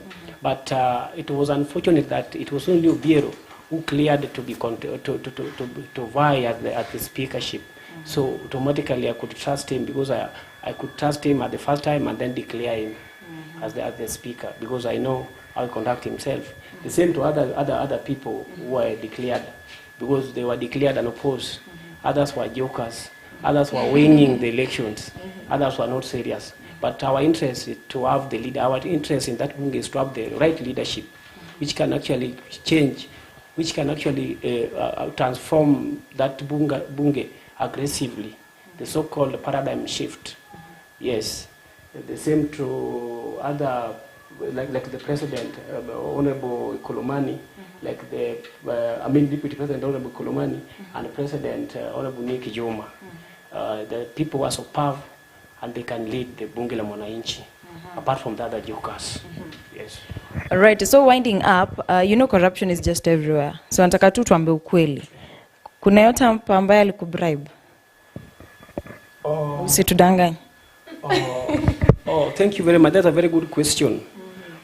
Integrity is paramount. That is chapter 6 of our constitution. Integrity begins with me and it begins with you. That is chapter 6. And even before we conducted our elections, integrity was an issue to be discussed and to be assured before members of parliament. I was not bribed. My election was not lettered with a profusion of bribery or fraudulence or any discrepancy. I believe in myself. Chapter 10 of our constitution talk about high moral values and ethical standard. I'm one of high moral values. And I conducted what the law says that I could conduct. So our election was not lettered with any profusion of any discrepancy. Yes. All right, so the speaker, will you ever, siku moja tu wamkusema kwamba I don't want to work with the IBC chairperson? Just maybe to answer your question, working with IBC, I don't know specifically in what sense, but IBC is an independent institution, purely enshrined in Chapter 7 of the Kenyan Constitution, and by extension you can read to an extension Chapter 15 of the Kenyan Constitution, speaks about the independent bodies and the commissions. So as a commission, yes, it would be of essence, to work with them, but on specified obligations or on specified areas, because definitely their work was to conduct elections. Then, after elections, what next? If need arises, they'll be put into place to conduct another elections. So only if I feel there is something of relevance that as an independent institution they should do, we can work with them. And sometimes in the House, we may need the knowledge of the IBC or the understanding of the IBC to conduct some ad hoc committees through an electoral process if need arises. So basically working with the IBC, it will be of essence if need arises, but I don't see any difficulty in working with them in some other areas of consulting each other, understanding a few things that can help propel the agendas of the Bunge to the next level. Because in a society that we live, monopoly of knowledge is very little. Diversity of ideas is something of relevance and of importance to us. So you could be having an idea that it can pump in or inject to the Bunge or to the members or to the society or to an individual, and we blend it with some other idea, then we can reach the other end of the tunnel. That is basically what we can do with the IBC chair. All right, so we're just winding up. Tukimalizia nataka tu muongeleshe Bunge la Mwananchi. Just a few words alafu tutamaliza. Tukianza na the Deputy President. Before niongee nikimaliza bwana Madam, I may say this. Wakati uchaguzi iliitishwa na kuambia hata wewe ukijua wewe mahali unaenda kufanya election you are going to lose, will you be in position to give out your money? So that's why these people, they feared the team, my team, Obiero, Ikolomani and Nick. These people, they feared that team. And that's why they were reluctant even to pay the fee. Because automatically they knew they are going to lose the seats. So that's why you see there others bring some lukumba, but they love just to move out. They love just to accept and we move forward. So mimi niki address bunge la mwananchi, tuko hapa na sisi tuko tayari kuwafanyia kazi. Tumeanza kutembea tukitaka bunge la mwananchi Jakaranda likaweze kugeuzwa liwe bunge la maendeleo. Tuko determined to make sure each and every member ambaye ana kazi, tujaribu tutafute vibarua tuone venye wanaweza saidika. Kama bunge la mwananchi Jakaranda tumeamua tunataka kufanya sio kupiga tu siasa. We want to do some activities that may bring out income. So that's why I want to tell bunge la mwananchi Jakaranda they should be sober. We are ready to work for them tirelessly. And that's why you see us here. We want to make bunge la mwananchi not the way we found it, but we change it differently from the way we found it. Asante. Atamalizia tukikwanza kwa speaker. Lakini speaker, your deputy ako wapi? Okay. Asante sana. My deputy hakuweza kufika. Mbona? He's engaged somewhere. Joseph Asamba. Joseph Asamba is the deputy of Bunge la Mwananchi Jakaranda. He's a bit engaged somewhere. So he could not manage to be with us today. Lakini unajua mnafaa mnatembea pamoja. Kwa sababu ya shughuli za kikazi za kushikana, he was engaged. So he could not be with us here today. But next time, if you invite us, or if you have an opportunity to invite us again, I'll try and carry him or work with him to this point. So you see him, he addresses issues of Bunge as the deputy speaker. And I think it will be of relevance to the team that has also arrived here today to show that we are together, we are not tribalic, that this thing is skewed towards a given ethnic group, and that will be demonstrated very well in his presence as well. All right. Yes. Thank you very much, Madam. Number one, let me speak directly to wanabunge Jakaranda. The issue of the election wanabunge is now past tense, and so far we have got the leadership. And for the few people, for the few persons who are shedding their crocodile tears, who are shedding their tears of melancholy, you need to come back. We know the pros and cons of the election result. Sometimes other factions can be dissatisfied.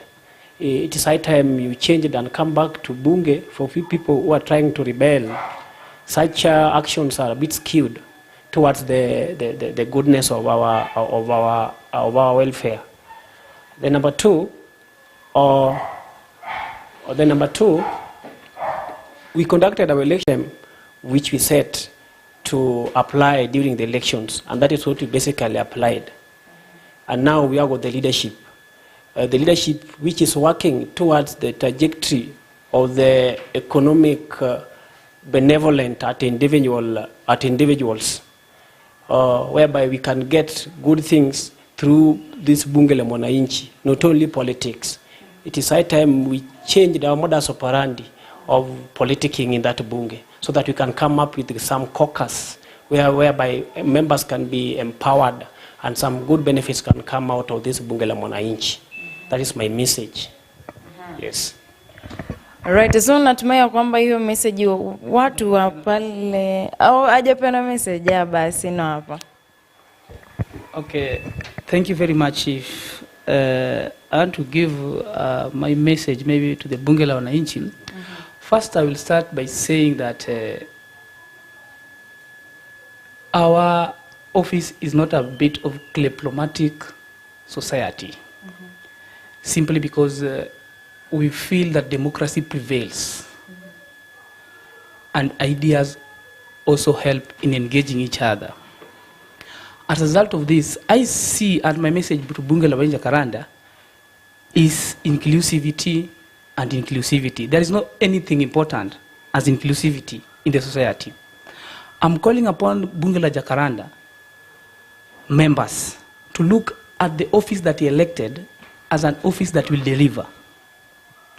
We've seen very few leaders around in other bunges la Mwananchi being subject to political supremos, subject to political elites, and subject to other political ideologies, as opposed to offering services to the people who gave them chance to serve in those offices.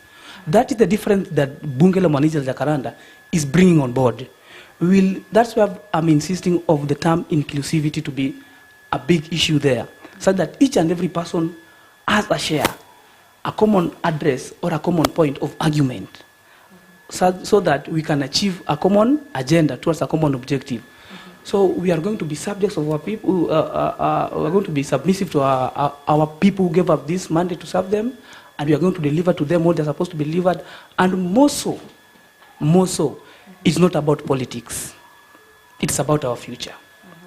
And our future will speak best when we come together.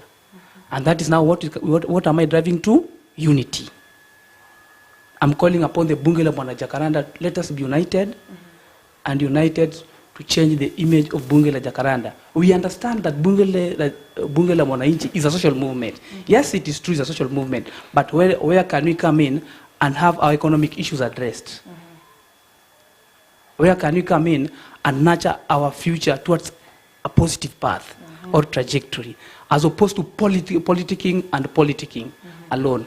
That is my message, and let us be focused and achieve the best out of it. All right. Thank you so much. So anasema kwamba unity is everything and they don't do politics. Munataka amani na unity, si ndivyo? So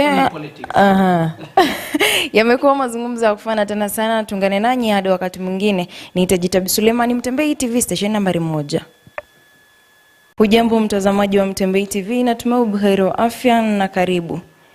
It is politics hour, ambapo I feel most honored kuzungumza naye President wa Jacaranda, Bunge la Mwananchi. Natumai uko salama na karibu. Asante sana. I think this is the second time ambao tunakutana nawe, sivyo? Sure, this is the second time. Na kuna wale ambao wanakutazama for the first time. So just humbly requesting you just to introduce yourself. Thank you so much. By name Nicholas Juma Okech Opio. The President Bunge la Mwananchi Jacaranda. Yes. Right. Na unajua president anafaa kutembea na the deputy president. So where is your deputy president? Nataka nilikuwa nataka kuona vile umeingia kwenye interview hata simama hapo kando. I must assure you that one day that will happen. But we were elected to serve wanabunge wa Jacaranda. So we are moving up and down to ensure that we deliver, and that is why I'm not with him here today. But one day we will come together. It's just okay. And wanasema kwamba ukiwa the president, you have to know your deputy president. Sure. Sinivyo. You have, unafaa tu mweka hapa kwenye palmu yako ya mkono, lazima ujue anakaa hivi, yeye anataka hivi, anafanya hii na hii na hii. So kindly, can you just describe your deputy president? A very nice question. And by the way, those are the things I considered before picking on him as my deputy. I was looking for someone who would help me deliver to Bunge la Mwananchi Jacaranda. So by character, he's a gentleman. Wow. Who stands by truth, and is not easily moved. Someone who, if he is convinced about something right, he'll make sure that he has seen it to the end. And I'm always looking for someone who is not into corruption. Like I told you last time, corruption and me, we don't go the same way. Amen. So probably it is one of the things that I looked into before picking Wycliffe Atema as my deputy. He is someone who has been in that bunge for more than 2 years, and not even a single individual would point a finger at him about corruption issues. About being a Luya. So many people talking of him being a Luya, but he is one who is not tribalistic. I was looking for a leader as much as diversity is there, and we need to embrace that diversity. I was looking for someone who is, yes, not my tribe, but can reason beyond tribal line and give service to wananchi wa Jacaranda. That is the kind of person I have for a deputy. Yes. Wow. Then that is so great.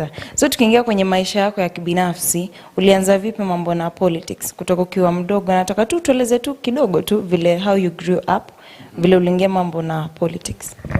Siasa hasa nilianza nikiwa mdogo, huenda nilianza nikiwa kwa tumbo ya mama. Manake they used to tell me that I would contradict almost everything. I was not that small boy whom you just tell something and do it the way it is told. I had to question and know exactly why I'm doing that. But I started feeling like I'm into politics when I was in high school. I got privileged to go to a high school whereby we were choosing our own leaders. I showed an interest, and actually I managed to be a head boy. Elected, not appointed. It also showed up at the university. You find most of the people who went to the same university with me, that they'll tell you that I'm a politician, simply because how I interacted with the people, how I handle my things, and I also had an interest in being the student chair in third year. And it's now manifesting at a higher level in national politics. Yes. Alright. Na wakati ulikuwa bado unaendelea kuwa did they ever tell you that politics is a dirty game, and you believed it is not a dirty game? I believe that politics is dirty for someone who is already dirty. Personally, my politics are not dirty. But the reason as to why people call it a dirty game is the things that most politicians do in it. A point gets where a politician is willing to kill just to be in a position. But those are things that I really don't believe in. Politics and leadership, they should go hand in hand.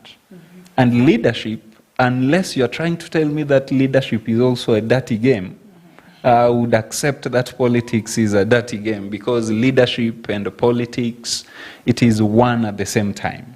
So it is not, according to me. Right. And, you know, wakati ulikuwa bado unaendelea kuwa again, Yes. na umetuambia kwamba ulikuwa head boy. Yes. But ukaingia university bado ukakuwa elected, not appointed. You were elected. Yes. So in that time limit, for you being engaging in politics, have you never any certain time engaged in any scandal for you to be elected? I really don't know what you mean by scandal, because in politics there are things people call scandal, because most people are out to tarnish your name in politics, and they package it to sound like that is a scandal. But a genuine scandal for me is a no. Yes, and I doubt if I will ever be in a scandal in politics. Now, umetuambia kwamba you are the president of Jacaranda, Bunge la Mwananchi. So why did you have to choose Jacaranda? Na kuna bunge ambazo ni mingi tena sana. So why did you choose Jacaranda? There are so many reasons behind that, and by the way, it should be known that before I became a member of Bunge la Mwananchi Jacaranda, I was a member of Bunge la Mwananchi Jivanji. But I like where people are organized.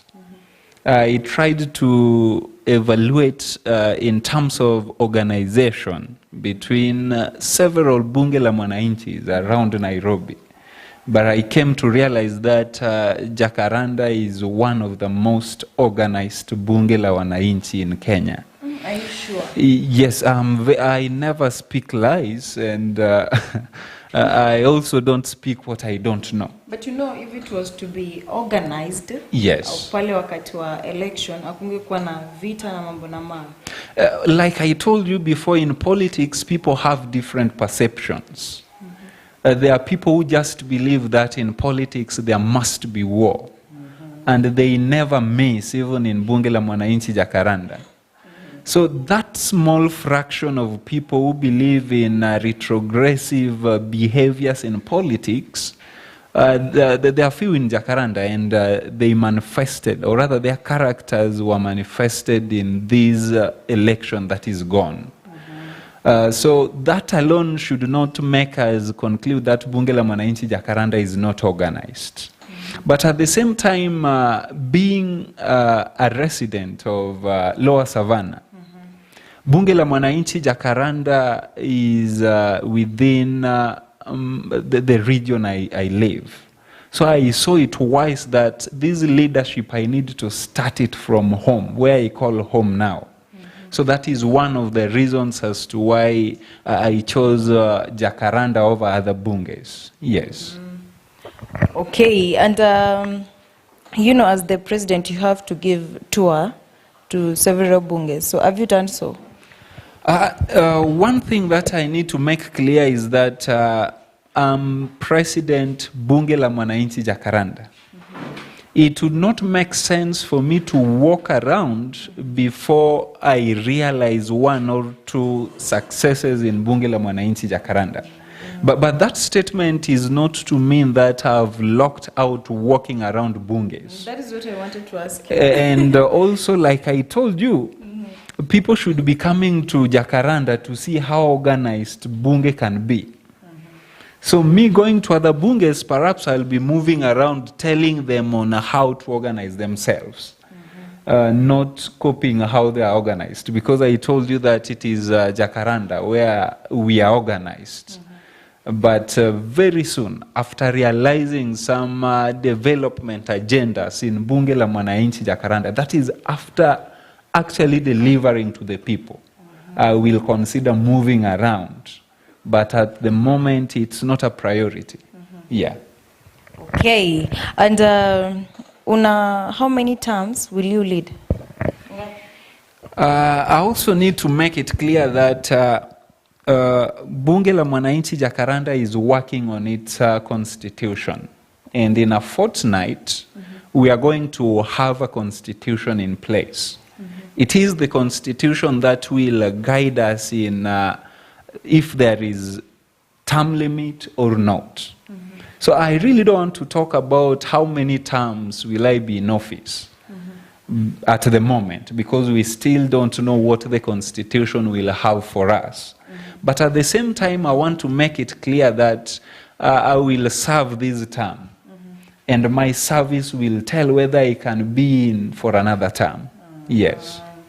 And so far, kwa huu muda mchache ambao umeingia and you have just led, umefanya nini ambacho unaweza sema sasa hivi hata wakisema kwamba hatutaki the president right now, tunataka mtu mwingine? Ni kitu kipi ambacho umekifanya sasa hivi ambacho unaweza simama just firmly and say I have done this and this to my people of Jacaranda?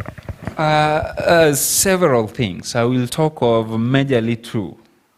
An initiative of coming up with the constitution is something that my office came up with. Wow.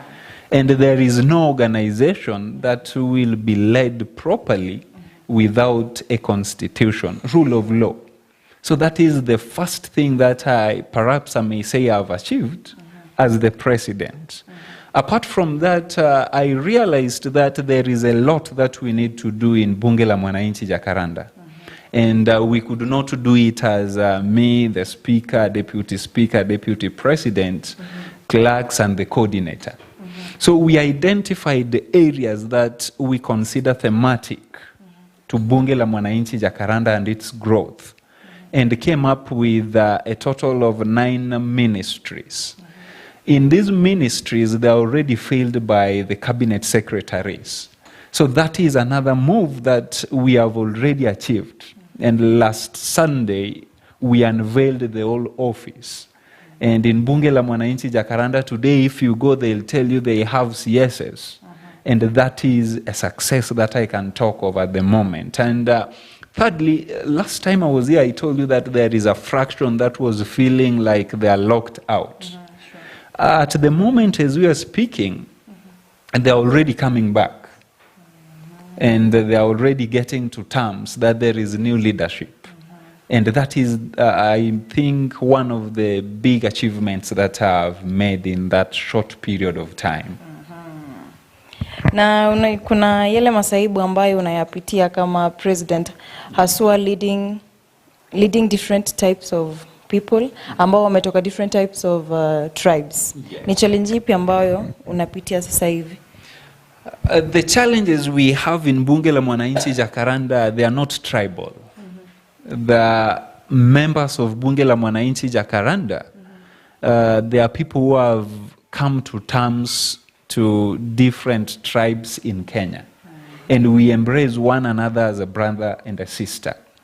But challenges are there because you realize in leadership and actually realizing success, finance is a matter that must be considered. And you realize that we are in very harsh economic times. So getting the finances, one major challenge that we have at the moment is the financial challenge. And that is why we are moving up and down, trying to bring people on board to actually see on ways of meeting the challenges that we have that are financial. And also it's reminding me to make an appeal to any willing Kenyan who is feeling like having a walk with us to realize our dreams of making Bunge la Mwananchi a center of excellence, not only in politics, but also in economic activities that grow our people. We welcome each and every support in whatever kind to Bunge la Mwananchi Jacaranda. That is the challenge. All right, so but natumai that the challenge will just be solved. Sure. Sindio. Now we just winding up. You know you have the deputy president. Na watu wawili unapata tu hata siku moja au siku mbili unapata kwamba mmekosana. So have you ever collided with your deputy president? I must be very specific about this. We have never clashed in any way. But one thing I believe in, whenever there is a clash, it is a move towards getting that stability. We disagree to agree. But like I described, my deputy is someone who stands for the truth. And I described myself last time that I stand for the truth. And the moment we are two gentlemen thinking in the same direction, I doubt if it will be anything to go by. Yes. Alright, asante kupata tu hii mic utashika. Alafu kuna maswali ambayo atatoka pale nyuma ambapo atakuuliza tu na utajibu. Aha. Ni sawa. Alright, President, next week Mutembei TV will be going to Migori. Yes. What do I tell Bunge la Migori? That is a very nice question. One thing that I would want the Migori Bunge to know is that Bunge la Mwananchi Jacaranda is open for anyone. Whenever they are in town, they are free to visit us.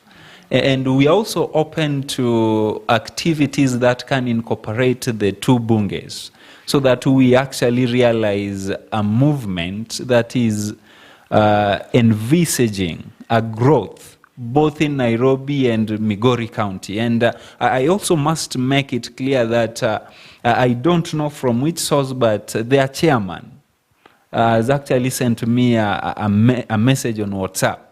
He is a gentleman from his talk, and we are willing to partner and work together to realize what we may call at the moment a movement to realize a smart government ahead. Yes. So, Mr. President, now that the economy is tainted and the systems are corrupt, what will you tell the President, William Ruto, about the GMO? The GMO. A good question. GMO is actually a death warrant to Kenyans. and truth must be told. Politics out of this. William Samoei Ruto, who is the sitting president of Kenya, in Kibaki's government, he opposed GMO. Today he's telling us that GMO is good. We would want him to come clear and tell us why was he opposing GMO then, and what has changed in GMO, so that today is pro-GMO. And one thing we know, we are going through hard times, that is financial hard times. But it seems like William Samoei Ruto is desperate to prove to Kenyans that he can actually deliver. We don't have that rush. The situation we are in at the moment is actually manageable if he is willing to do the right thing of engaging the right people. The shortage of food we have, we can accommodate that without GMO. And maybe I need to tell you that in Kenya, the arable land is 28% of the total land in Kenya. The highest that has ever been under production in Kenya is 12%. So the question is, why can't the government make use of the remaining 16% to realize actually a double of the food we are producing instead of going for GMO from United States of America? But it is an urgent issue, and it requires urgent solutions, because as we are speaking, there is already GMO in Kenya. So one thing that must be done is that they must categorically differentiate between the GMO and the indigenous food that we have, so that when I go to the market, I can tell that these are GMO products and these are the indigenous product that we have, so that I make a wise choice. Otherwise, and I always speak this soft, but I mean my words, we are going to mobilize people, and we are going to go to the street, and it is not going to be like business as usual. It's going to be pressure to turn down this government. That is what I can respond to, or rather give as a response to the question.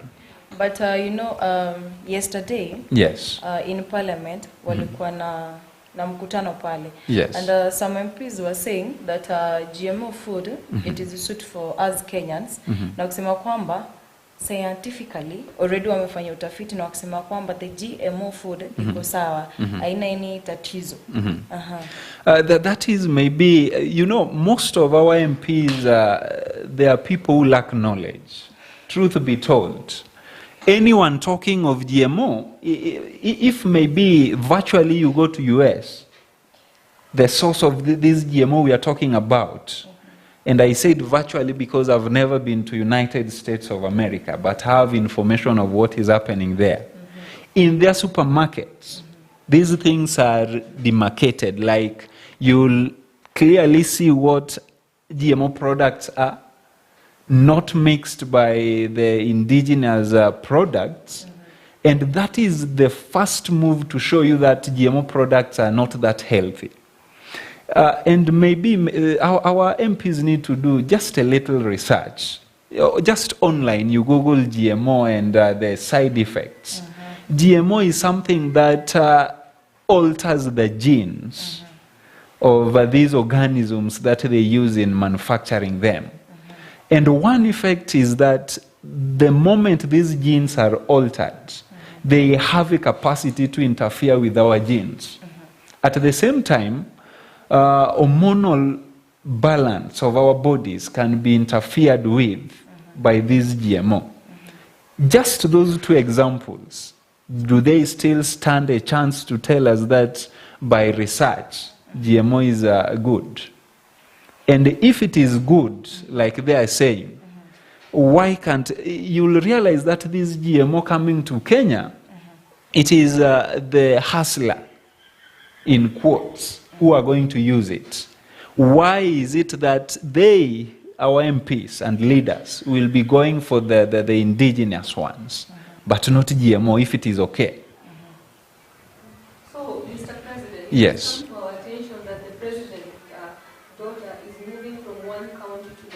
Yes. Probably in Kenya, at my lowest moment to say that any leader getting into power has a plan of how succession will be taking place. And they make it clear such that it is their family coming into power. So it is very clear to say that William Ruto has a plan with her daughter, with these moves. At the same time, I'm feeling like our resources, the taxpayers' money is being misused somewhere. Because this lady is not moving around with her own pocket money or with, with the father's pocket money, but our taxpayers' money. So what is cooking is taking this economy even down and more down to the lowest of its points by misappropriations of the funds. Yes. Okay, my last question. Some few days ago, your deputy president was boxed. In your own opinion, do you think he could be a violent man or smooth? And how is he going to tackle the hecklers at Bunge la Mwananchi Jakaranda? I need to say that in our leadership, when we rolled out the cabinet, we also came up with strict measures on curbing the hecklers. In that house today, you'll realize that we have sergeant at arms. And sergeant at arms are there to ensure that there is that peace in the house. But to respond to the main question you have about my deputy, like I told you, we stand by our words. And we can go an extra mile to realize what we believe in. But that is not to mean that we believe in war. I will say that we are ready for peace, but more ready for war if war will make Bunge la Mwananchi Jakaranda move a step ahead in terms of development. Yes. Okay, I've forgotten something. Will Gaucho be a threat to you? Gaucho is a nobody to me. And a nobody can never be a threat. And if you want to realize this, organize for a debate between me and Gaucho. Bring us here on agendas. And you'll see the answer for yourself. As a matter of fact, I don't think if there is any agenda we can discuss with the Gaucho, because he is that man who believes in handouts, going to politicians, taking money here and there, duping the Bunge la Mwananchi Jivanji, and that is something that I cannot do. So I cannot take Gaucho as a threat. And like I told you, I'm ready for peace, but more ready for war. So in any case, Gaucho will bring his hands to destabilize Bunge la Mwananchi Jakaranda. He will have me to contest, or rather to face off, and it will not be an easy war. Hand for hand, brains for brains, though I doubt if he has brains to contest me, but I'm equally having hands to contest him. Yes. Just a few days he came at Jakaranda. Yes. Were you aware? I got an information after his departure, and how I wish I was there, so that what I'm speaking here today is actually seen in action. But all the same, members of Bunge la Mwananchi Jakaranda, today they already have a conclusion that Bunge la Mwananchi Jakaranda is independent. Like I told you last time, it is an amorphous group. And we are not answerable to any organization somewhere, any political affiliation, any Bunge la Mwananchi.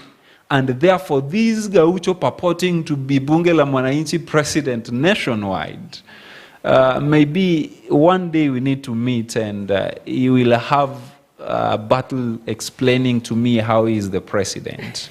Yes. You're welcome. All right, so I'm just saying that things are getting tough. So unajua sijawahi zungumza na president akiwa akiwa hasira. So we just have to wind all this till we meet next time. It has been so great and thank you so much for joining us Mutembei TV. And karibu tena sana, always you welcomed. Thank you. Alafu your battle yako na yake, I think we should have it direct, sindio? Soon. And I appreciate you having me here, and I'm always open to such a fruitful debate. Yeah. All right, thank you so much for watching and always come to Mutembei TV for more videos. Kila siku ni siku ya kujituma, ni Mutembei TV station nambari 1 ambao tunazidi kukupatia what is trending and what is coming into our world and mostly in Kenya. So I'm humble here today having a talk with the Deputy President Jacaranda Bunge la Mwananchi. Hujambo? Jambo.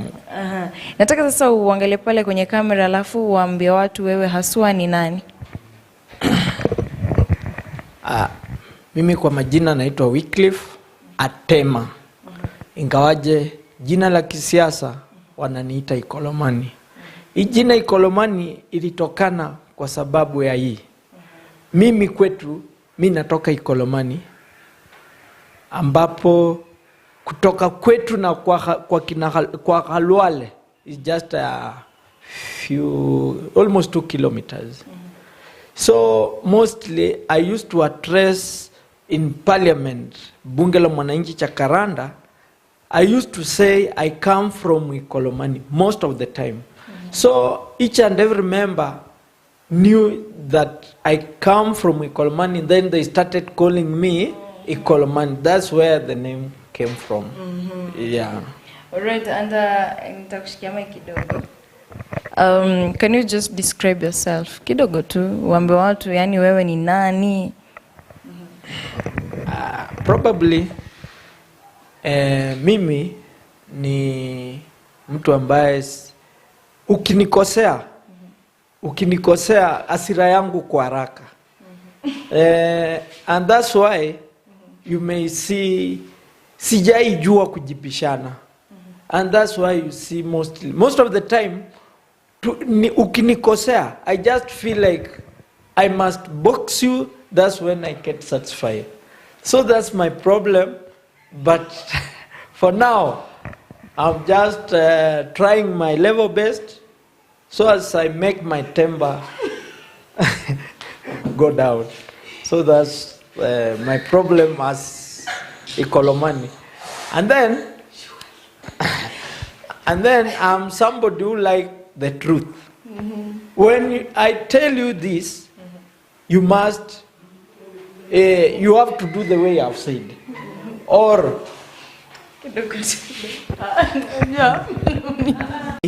ni mtu ambaye I'm not corrupt for information. I'm somebody who is straightforward. Probably I like also to work with people who are straightforward. When we say this direction, we must move in that direction. And also, I'm somebody who like to assist when somebody is in problem. So long as I have something in my pockets and somebody is suffering somewhere, probably I may decide just to give out and I remain without having nothing. Yeah, that's who am I.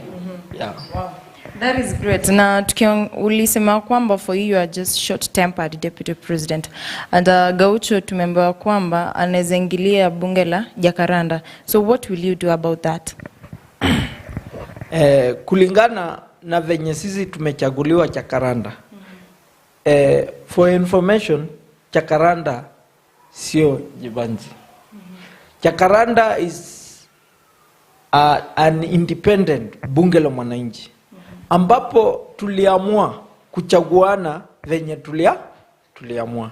Probably Kaucho akiamua kukuja bunge la Mwananchi Jacaranda, akuje kama mgeni, tutamkaribisha na atuulize the progress ya bunge letu, tunaweza mpea ili aende kufanya example na hilo lao la town.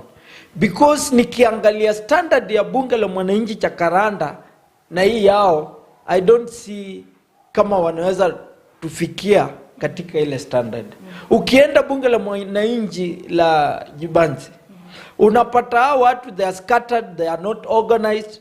So even me, I've been going there, nashindwa hao watu wanakaa namna gani. So akikuja, yeye akuja kama mgeni, tumfunze jinsi watu huendesha bunge. Na one of these good days, ataanza kuona matunda ile tutaleta katika bunge la mwananchi cha Karanda, juu tunataka kuanza economic empowering. Tunataka kuanza miradi ambazo zinaweza saidia watu wa bunge la mwananchi wapi? Cha Karanda. So yeye akiclaim is the president wa Kenya nzima, sisi kikwetu bunge la mwananchi cha Karanda, we never participated in that election, and tunawaambia it was the election na sisi tumefanya yetu. Yeah, that's what I can say. Thank you so much. And sasa utawakaje na hao wengine, tukianza na the speaker? Kulingana tukitengeneza lineup yetu ya uongozi, tulijiangalia, tukaenda tukakaa chini. Na ndio mimi niamue kujiunga katika ili kundi la uongozi.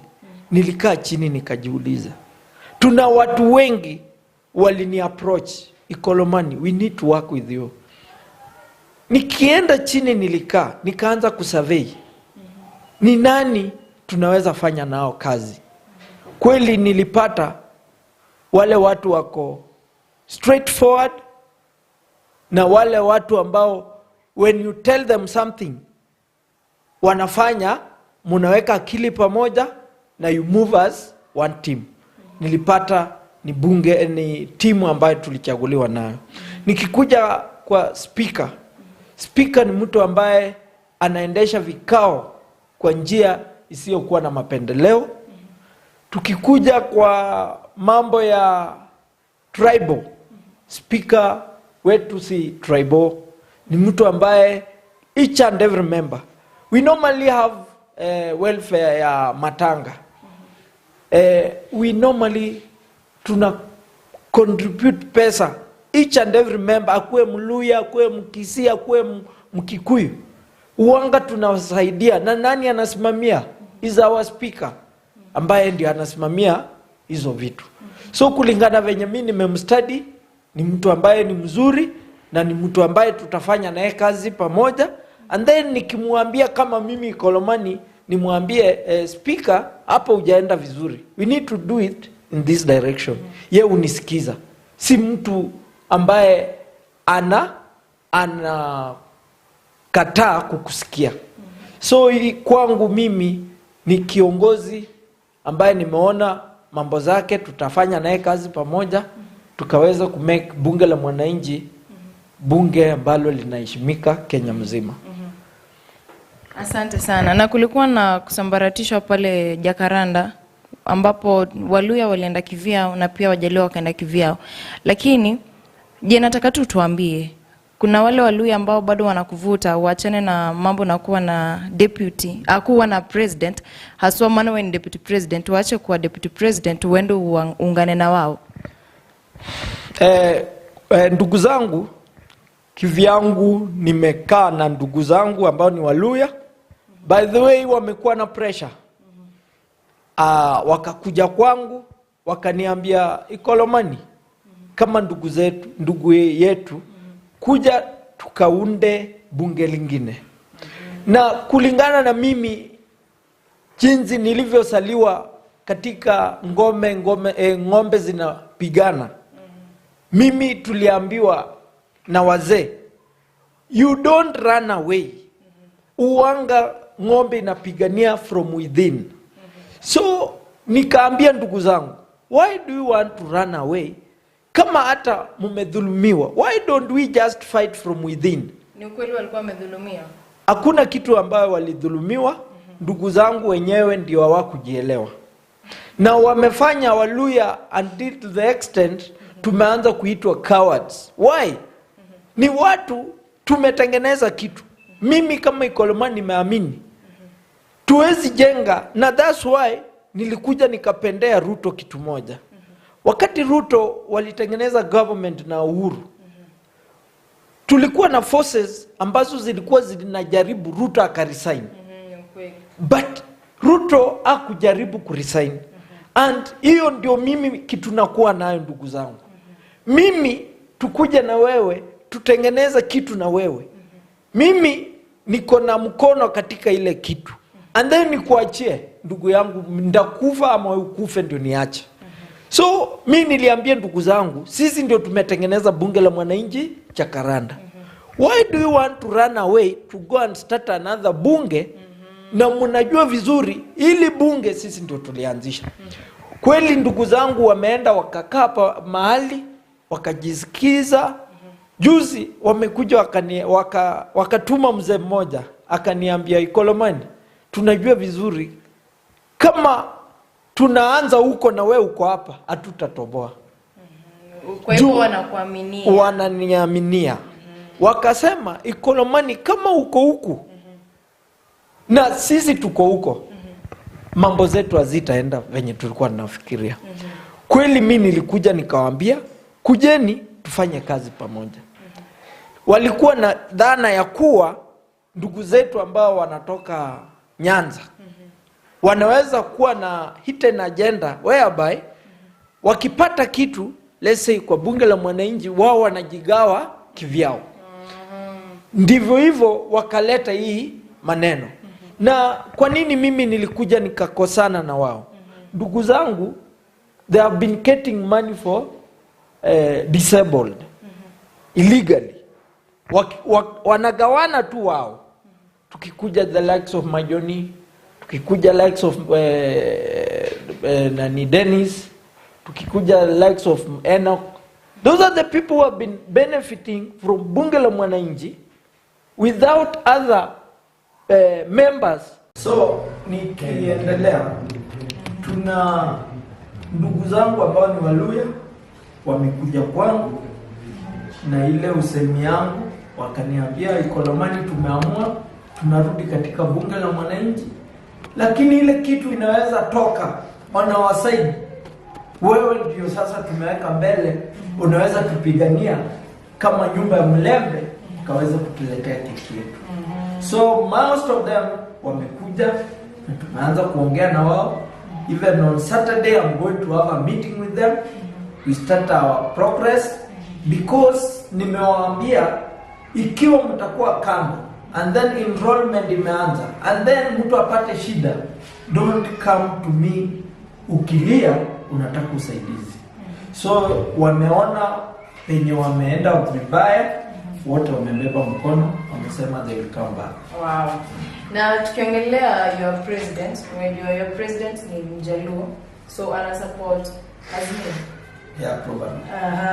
Na wewe ni wa UDA. Yeah. So it sounds funny. President ni wa Azimio, deputy ni wa UDA. Kuna place ambayo mmeweka kufushana naye? Yeah, kisiasa, siasa ni mchezo mbaya. Ingawaje siasa tunaweza kosana na wewe kisiasa leo, kesho tuongee. Sisi ni wanasiasa. So kitu mimi naweza waambia, yeye anaweza kuwa na maoni tofauti, mimi niko na maoni tofauti. Lakini tukifika wakati wa kazi, hiyo mambo ya siasa tunaacha kando. That's politics. So kulingana na mimi, yeye ni mtu wa Azimio, mimi ni UDA. So tunasukuma gurudumu, ambapo mimi nikipata kitu kidogo kwa UDA tualeta kwa meza, na yeye akipata Azimio tualeta kwa meza, wote twa share. Na ukiangalia your president, je, unaona kwamba ni mtu ambaye hapo sawa amefika ndani? Yeah, my president ndio niamue, ndio maana niliwaambia the first, ndio niamue kukuwa deputy wake. Nilikaa chini nikajisurvey mimi mwenyewe na tena nikamsurvey. Probably ni mtu ambaye ni polite. Hata nyinyi wenyewe mmuona. Ni mtu ambaye aongei sana. Ingawaje mimi Ikolomani mimi huongea. Mimi kuongea nayo Mungu alinibariki. Lakini wajua mko wawili lazima mmoja atulie alafu sasa mwingine awe juu. Akwe juu. Ya, na ndio hivyo wakati mambo zingine yake wakopa kusema juu mimi na kwa haraka ndio maana mimi ulipua. Yeah. Tena mambo mengine yeye maybe ya mkono yake kupiga mtu ni si haraka. Ingawaje ukileta mchezo mimi na kwa haraka kumaliza before mfikia. Question. Like you said you're hot tempered. Convince us that kuna siku yenye utaclash na president wako and then you box him. Maana kwanza yeye mwenyewe ni wazimio na wewe ni wa UDA. Mimi ni short tempered, lakini ikifika ukiona mimi nimekosana na mtu, by the way, it's not that easy. Ukiona ile kitendo ilifanyika, and that's why you call me na kwa short tempered. Ni ndugu yule kijana aliniongelesha vibaya, and nikajaribu kumuonya several times. Nilimuonya karibu vikao 10 nikimuonya, lakini yeye alikuwa bado anaruka na maneno, ananiambia wewe uko na mani, hakuna kitu unaweza nifanya, na wewe ni deputy, anafaa kupata heshima. Yeah. Na mimi nikaona huyu kweli ajua mimi penye natoka kweli ajui, na nikasikia hasira. Niliposonga mbele, baadaye nilimgonga. Nilimgonga, ingawaje nilirudi nikaomba msamaha kwa bunge.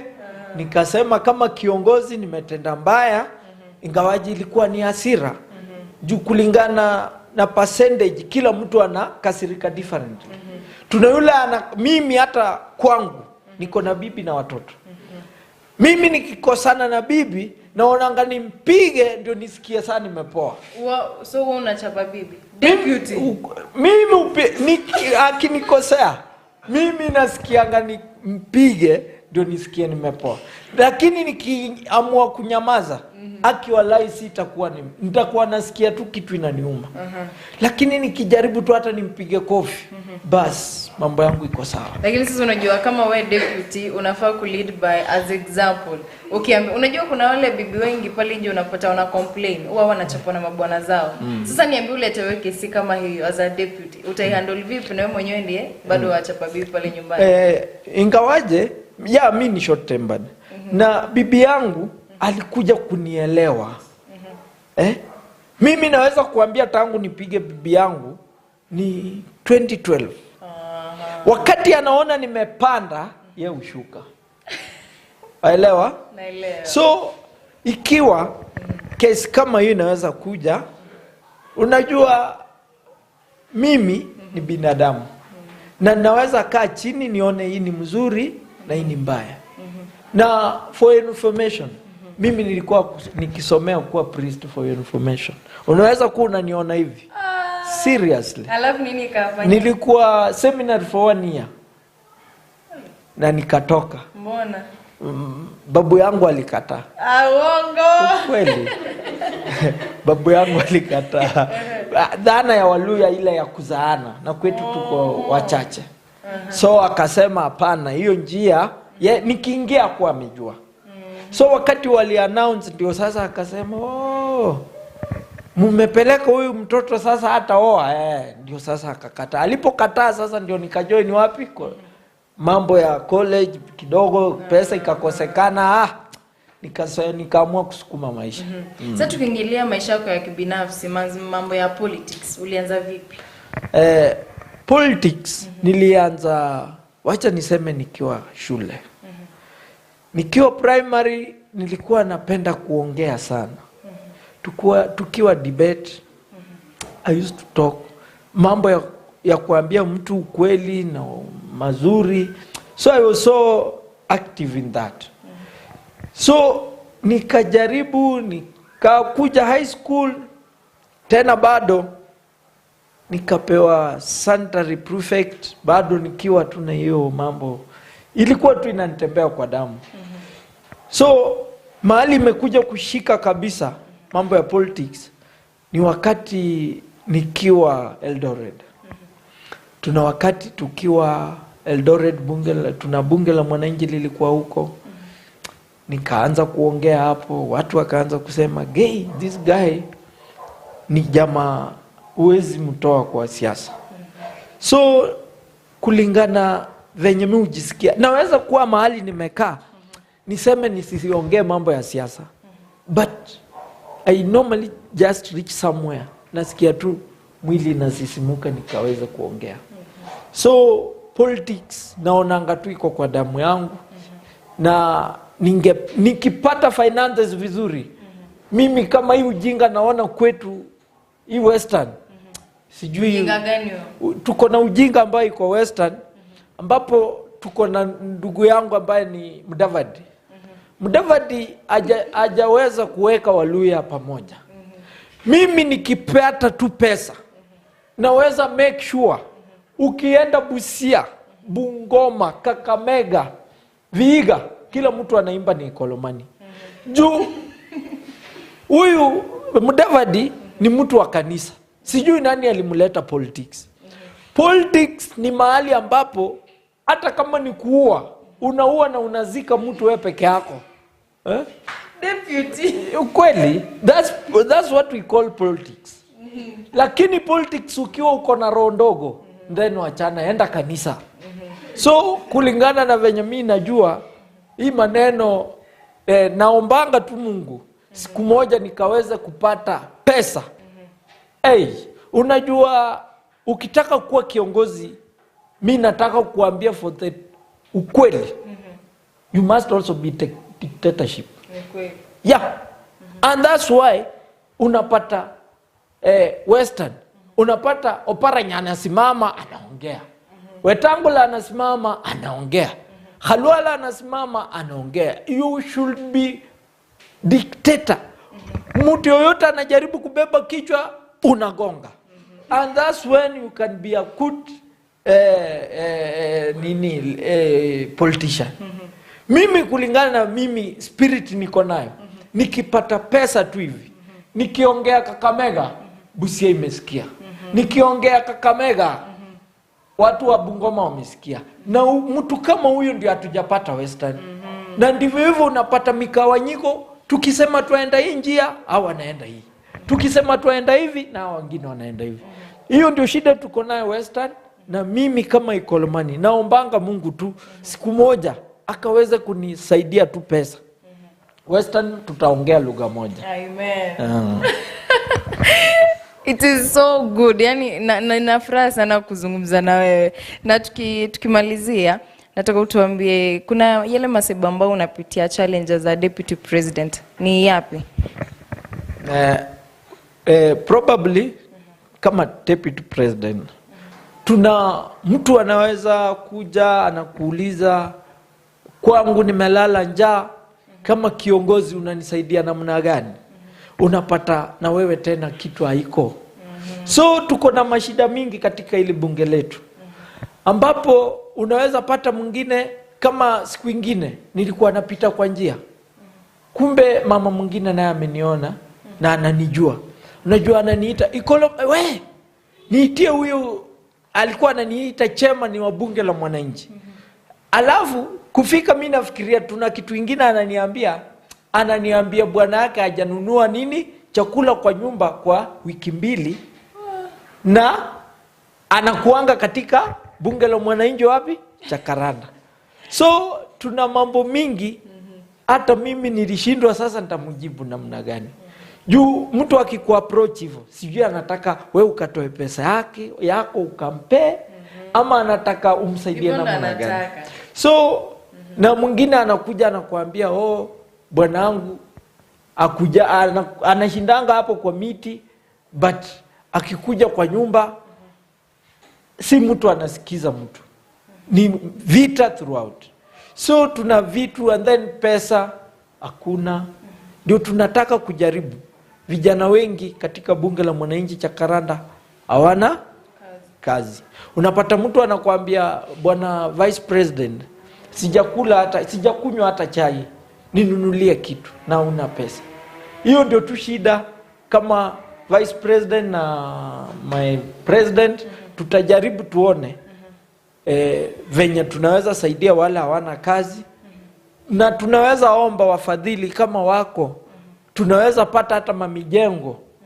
Tuna watu wako hapo, they are professionals. Wengine wamefanya masonry, wengine wamefanya vitu mingi. We have all types of workers there. So ile shida tuko nayo ni hao watu hawana kazi. Mtu anaenda mjengo karibu wiki moja anafukuzwa, anaambiwa kazi hakuna. Akienda kazi hakuna. So akikuja kwako anakuambia nisaidie sijakula kwangu. Mwingine anakuambia nyumba imefungwa, unaweza nisaidia namna gani? Kama bunge saa zingine wengine tunachangia, tunawasaidia. Wanafunguliwa. Na wakifunguliwa hii mwezi, hii ingine tena nani atawasaidia? So hiyo ndio shida tuko nayo katika hilo bunge. Lakini tuwaomba hata ndugu yetu Babu, tunataka tumuongeleshe, tuone venye atatusaidia. Asante. Basi nataka bado ubaki tuna hiyo mic. Kuna swali pale nyuma. Deputy President, unasema the money constraint hapo bunge la Jakaranda. But imejulikana kuna wale ambao wamejiandikisha kama viwete and they're getting maybe, I'm not so sure, 50,000, 40,000.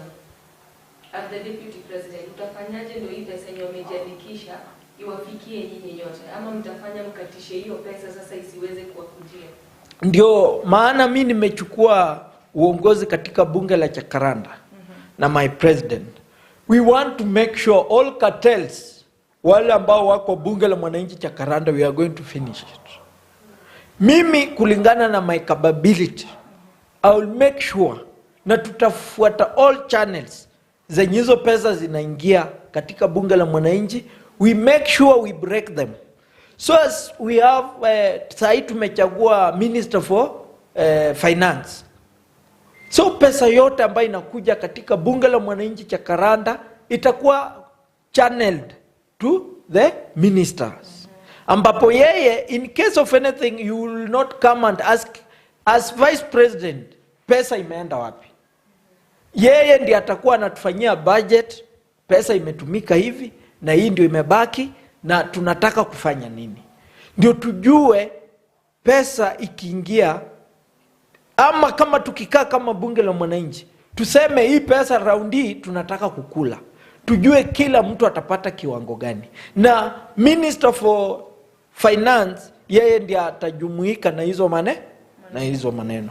Kama sisi huku executive, we don't condone about that. How well do you trust him, Minister of Finance? Kwa hapo nyuma kulikuwa na speaker na aliuza speaker yenye mlichangia pesa na mkaweza kumpiga akatoroka. Ukiongea mambo ya last nini, I was part and parcel. Nilitoka kwangu kitu kama saa 6 usiku kwenda kutafuta ile speaker.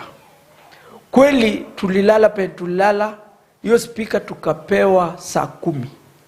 Tukabeba speaker, tukakuja nayo, tukapeleka, tukaleta katika bunge. Kweli tulikuwa na mambo kidogo hapa na pale, watu wa Babu wanasema wataki, juu hii ni speaker ya UDA. But baadaye sikufurahia na yule speaker alikuwa. Mimi ambaye nilikuwa mmoja wale hawakulala hiyo siku tukienda kutafuta speaker, aliuza aje without my information. Hata angekuwa mtu mzuri, angekuja aseme Ikolomani juu hii speaker ilisemekana itakikani katika bunge la mwananchi Jakaranda, tumeamua kuuza. Juu in the first place tukiwa huko tulipewa pesa ya kununua hiyo speaker 25,000. Mmoja akakuja akaniambia Ikolomani kama patron wa hii kitu, tupe tugawane tu hii pesa and then tuende tuambia watu tuende tu repair hiyo na 5,000. So tukule 20,000, hii 5,000 ifanye repair ile speaker ilikuwa. Mimi kulingana na my own knowledge nikawaambia mimi nimeheshimika kwa mridhi na wale watu wa bunge, siwezi tenda kitu kama hilo. Waacha tufanye nini? Tukanunue speaker, tukapeleka wapi? Kwa bunge. Kweli tulinunua, lakini ile dhana yao ya kuuza ya hawana pesa ilikuwa bado inawasumbua.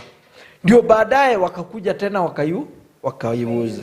Mimi sijafurahia na hiyo kitendo, na mimi ndio nimekuwa mtu wa mbele, mstari wa mbele wa kuleta hizo speaker ngapi? 2.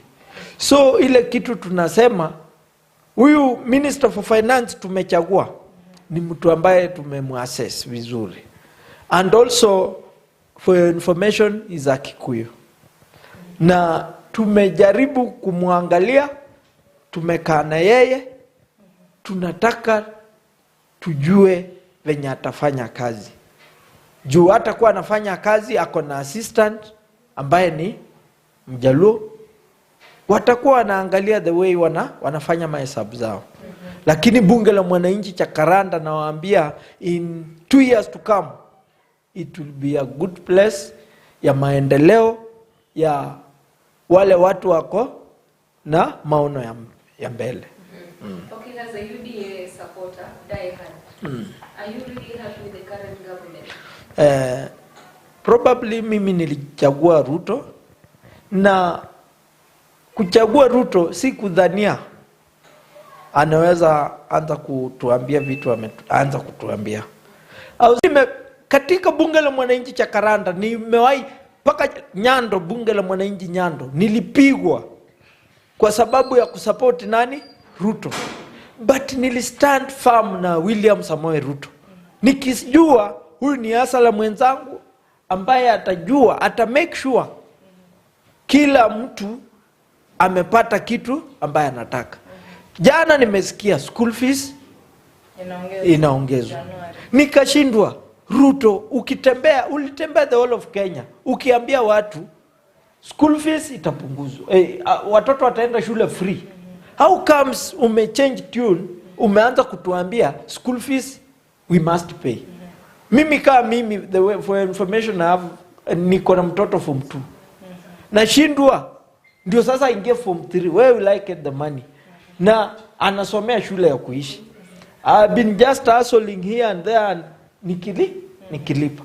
So Ruto kama kiongozi ambaye mimi niliamini na nikamwekea kura yangu, hajatupeleka vizuri. Njia yenye ameanza kwenda inatupeleka vibaya. Ukiangalia mambo ya jemo, ndugu zangu, tuambiane ukweli. Mimi kama Mluya nakula chakula. Mimi ukula chakula is not because of quality. Nakula because of quantity. Nimeshiba. Unanielewa?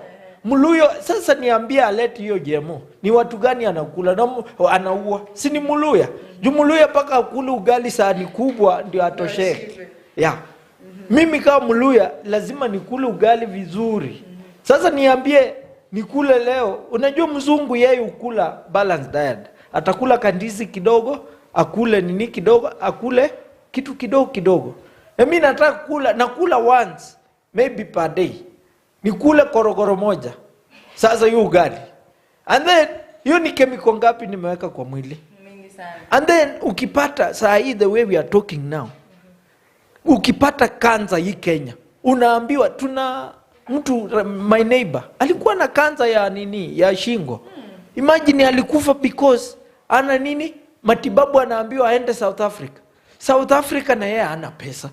So Ruto kama anajaribu asione hapa. Mimi napinga kwa sababu ya kizazi yangu. Wale watoto nimezaa watasurvive. Saa hii lifespan ndio hii yetu imefika 70. Kufika 70 ni bahati. And then mtu anakuambia tena let hizi chemical ambazo zitafanya sasa kufika 35 years it will be not easy. So Ruto kama ananisikia penyako, ajaribu kutetea hasala wenye alisema. Juu amenem cabinet hasala hatujaona. Ndio huyo hasala mwenyewe, ndio huyo masomo amesema lazima ulipe. Sasa where will you expect Ikolomani to find 50,000 naenda alipia mtoto wake shule? Surely. And kazi imekuwa shida, kila kitu imekuwa shida. So as a strong supporter wa Ruto, aenda akae chini afikirie ni nini anaweza saidia mtu wa chini. Akiongeza school fees, ana expect mtoto wa maskini aende shule aje. Na yeye hata mimi niko sure amesoma kwa sababu ya hizi pesa zenye zilikuwa zinapeana university. Baba yake angeweza kulipa university. Sasa yeye akisema mtoto wangu amepita mtihani nimlipie over 200,000 ya ingie university, it will be so difficult. So Ruto lazima uende chini ujiridimu, uangalie Vitu ulituambia ni ya ukweli. Mama yako mimi nakumbuka vizuri aliambia Ruto, vitu zenye uliambia wa Kenya uwafanyie venye ulisema. Mama yako Ruto alikuambia ufanyie wa Kenya vitu uliwaambia, na umeanza kucheza lukumba. Tunakuona sawa tu. Aha, umemaliza? Ama unaona ni kwamba Ruto anaharakisha kuleta GMO just to service Kenyans, like hiyo agenda yake ikuje haraka? Namrudi. Okay, I'm asking, do you think the president akona pressure ya fulfill vile alipromise watu? Ruto ingawaje by the way ameona ni kama njaa iko, ana yeye ana Kenya ana pesa, Kenya haina pesa. Judiciary, treasury walipata hakuna kitu, wale walipora. So Ruto anajaribu ile njia haraka ambayo na baadaye itakuwa na effect kwetu. It is rather we suffer, but after that tuishi tu vizuri. Kitu mimi naweza muadvise, hii Kenya, hii Olakalalu sijui irrigation farm, walikula hiyo pesa. Aende huko afanye hiyo irrigation. Akuja hapa Lake Victoria, zile mashamba ziko hapo karibu, wafanye irrigation. Why see that Egypt 80% it is a desert, but they don't have a problem of food. Wanakula, wanakunywa. But Kenya mahali mvua iko each and every time, tunaanza kuhangaika sababu ya chakula. Kenya tukiamua tu vizuri, government ifanye irrigation, Tana River ifanye irrigation, na kuambia tunaweza feed wa Kenya vizuri sana. Shida tu ni government haiko kwa position ya kusaidia wa Kenya. Unapata mimi penye natoka, for information, mimi kwetu ni Kolomani, lakini nimenunua shamba wapi? Tarbo unapata tulikuwa mahindi ilikuwa inatusaidia kama wakulima. Unanunua mbolea unapata ni 6,000. Ukinunua mahindi unapata almost packet ni 1,300.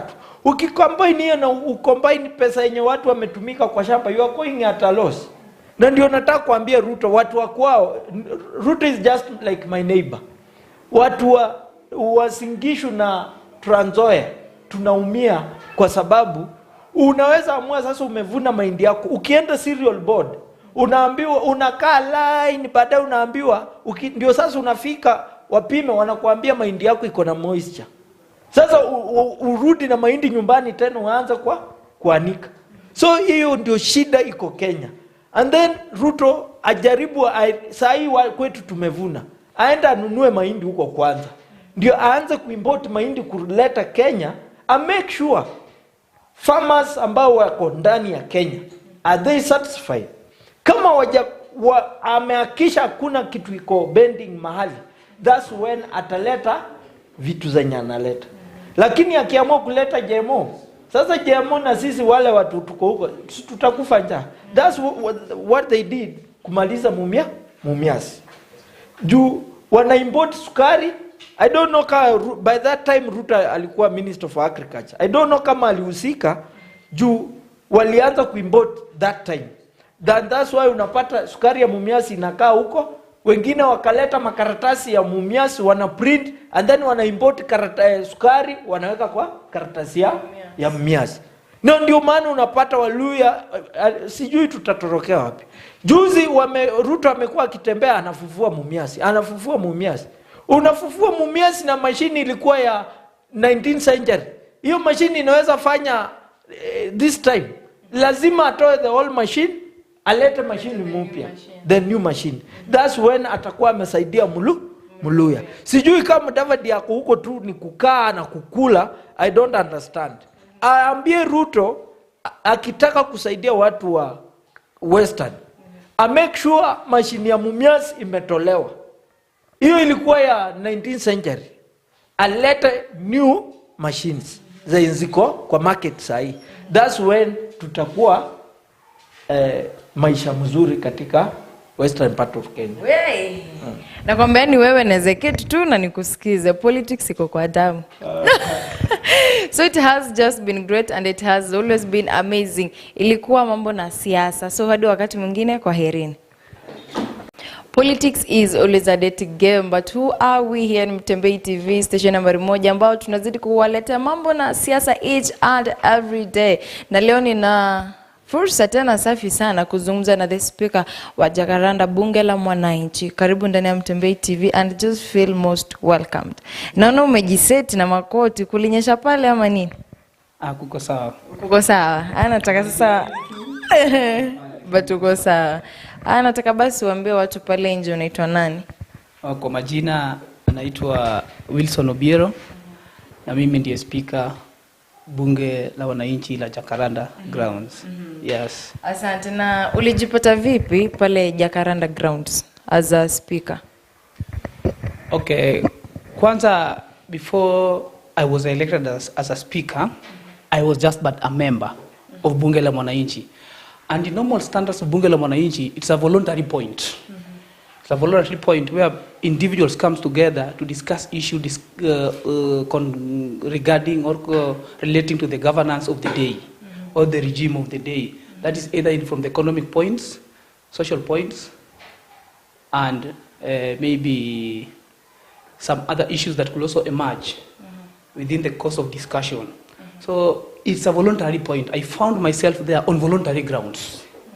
Then as a result of relating with the members there, and in so doing, we engaged in different issues, we discussed different issues, and I found myself in that angle of restructuring the leadership of Bunge la Mwananchi la Jakaranda. And through lobbying and marshalling from the leadership or from the leadership that was then and from the members, there are those who actually confronted me and told me, Wilson, we want you to help us restructure the leadership of this Bunge. So can you actually go for the position of speakership and contest with others? We will support you where necessary. So as a result of that, I developed the urge, the willing to contest for the position of the speakership through the leadership of the electoral board that was there led by the chairman in charge. So that's how I found myself through the election process, and I actually won after being declared the winner. Congratulations for that. Yes. And why did you have to choose Jakaranda and not any other bunge la Mwananchi? Okay, Jakaranda, it was not choosing. Just like I started saying, it's a voluntary process. I reside around the areas of Jakaranda. So accessing Jakaranda bunge la Mwananchi, it was very easy for me. Yes. So that's how I found myself in Jakaranda. That's one of the major reasons that actually took me there, and that's the best point that I could also practice my political issues. The platform is a bit fair for each and every person who is willing to participate in political issues. Yes. And in your life, when you are kiti cha speaker, si kiti kidogo tena sana. Yes. Have you ever been a leader in any way apart from you being chosen as a speaker? Okay, in my other part of my social life, I have been a leader in various levels. In institutions where I've been studying, I have been a leader at different levels. So the leadership in me, it's something even from primary level and secondary level, and even in college level. So I've been having some leadership skills through those institutions. Yeah, so it's not something that has only come in Bunge la Mwananchi. Yeah, I've been practicing leadership, and even my areas of engaging people, maybe in employment opportunities, yeah, where we lead in different platforms, in supporting different things, and pushing for different arguments when it's come to helping the common man. Yes. But now as a speaker, niliangalia your meetings. Huwa mnaziheld pale kwenye field pale Jakaranda. Do you think it is nice? Amwezitafuta place ambayo iko closed and just hold your meetings there? Okay, if you look at let me just bring you back to the history of Bunge la Mwananchi. Bunge la Mwananchi itself has no physical structure. So, having no physical structure is actually compelling us to be in that field. Because it's a platform where we don't need monetary issues or fiscal issues. Because if we bring in monetary issues, it will be cumbersome for the voluntary aspect. Like for instance, if I can use you as an example, a scenario where you are compelled to be a member through being subjected to some registration process on monetary basis, you will realize that you won't respond, as opposed to a platform where you join voluntarily. So that's how it normally operates. So that's how the Bunge la Jacaranda, it's normally in an open air, because it does involve much of physical or monetary issues that can help us have some structure where we can have our bunges. But we are trying to bring in, from our leadership, we are trying to bring in an approach where we put Bunge la Mwananchi under some housed or closed environment, maybe through tents, portable tents, as opposed to physical structure. These big structures, they're very expensive for Bunge la Mwananchi members who are sometimes lacking job here and there. They cannot cope up and pay the rent. So if we can, through the leadership that is in place, if we can source, or a willing person can come in and do as a tent, and then we put it there, it can be an advance. And it can bring a very big image to other bunges la Mwananchi, maybe around the nation. Yes. But is there any need of you guys having that Bunge la Mwananchi Jacaranda when most people hapo unapata kwamba hawana kazi?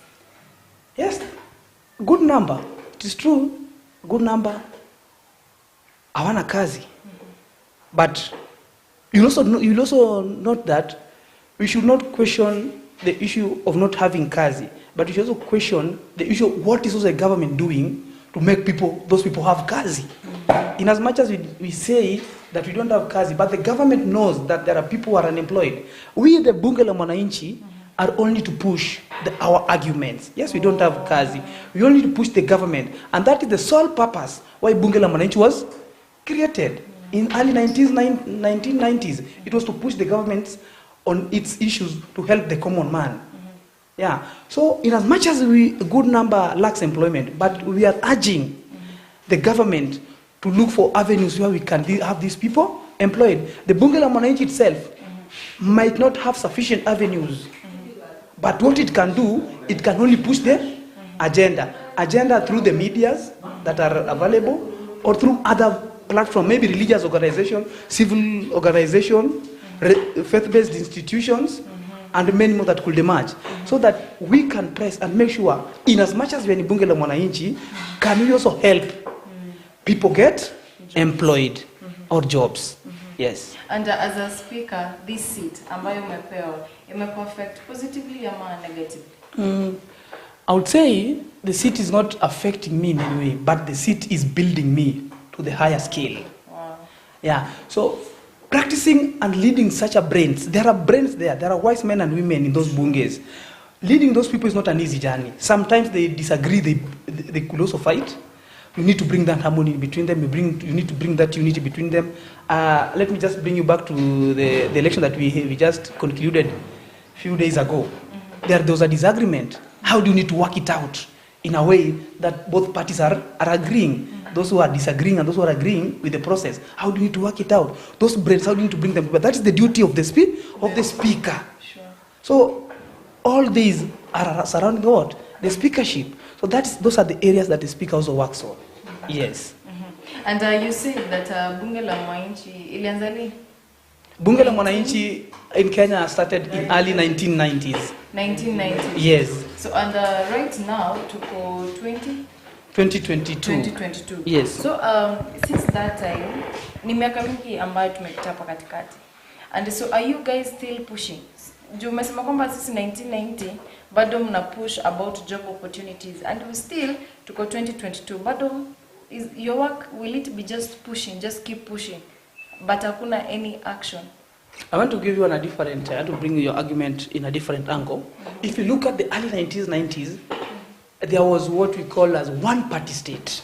So it was basically the duty of the Bunge la Mwananchi to push the agendas of the opposition angles, because we had one party state by then. But what are we experiencing today? We are experiencing a multipartyism nature, a pluralism political standards, where different parties have different arguments. They can check the government, they can argue with the government, and they can oversight the government. So Bunge only adds, it's more or less of an impetus in the argument of making sure we push the agenda of the common man. But here's the argument. Today we've seen leaders of the political Bunge la Mwananchi, that is maybe from the president and maybe the speakers who have been elected, being subjects of these political leaders. Now, suppose Raila Amolo Odinga would have been in power, or Azimio would have been in power, and maybe someone like Gahucho, who is saying to be the president of Bunge la Mwananchi, if we are to push an agenda against the government, then we have not been pushing the government. The same way it happens to those who are supporting Ruto, or the Kenya Kwanza currently in the Bunge la Mwananchi. Today, if you ask them to push the agenda of Bunge la Mwananchi, they won't push.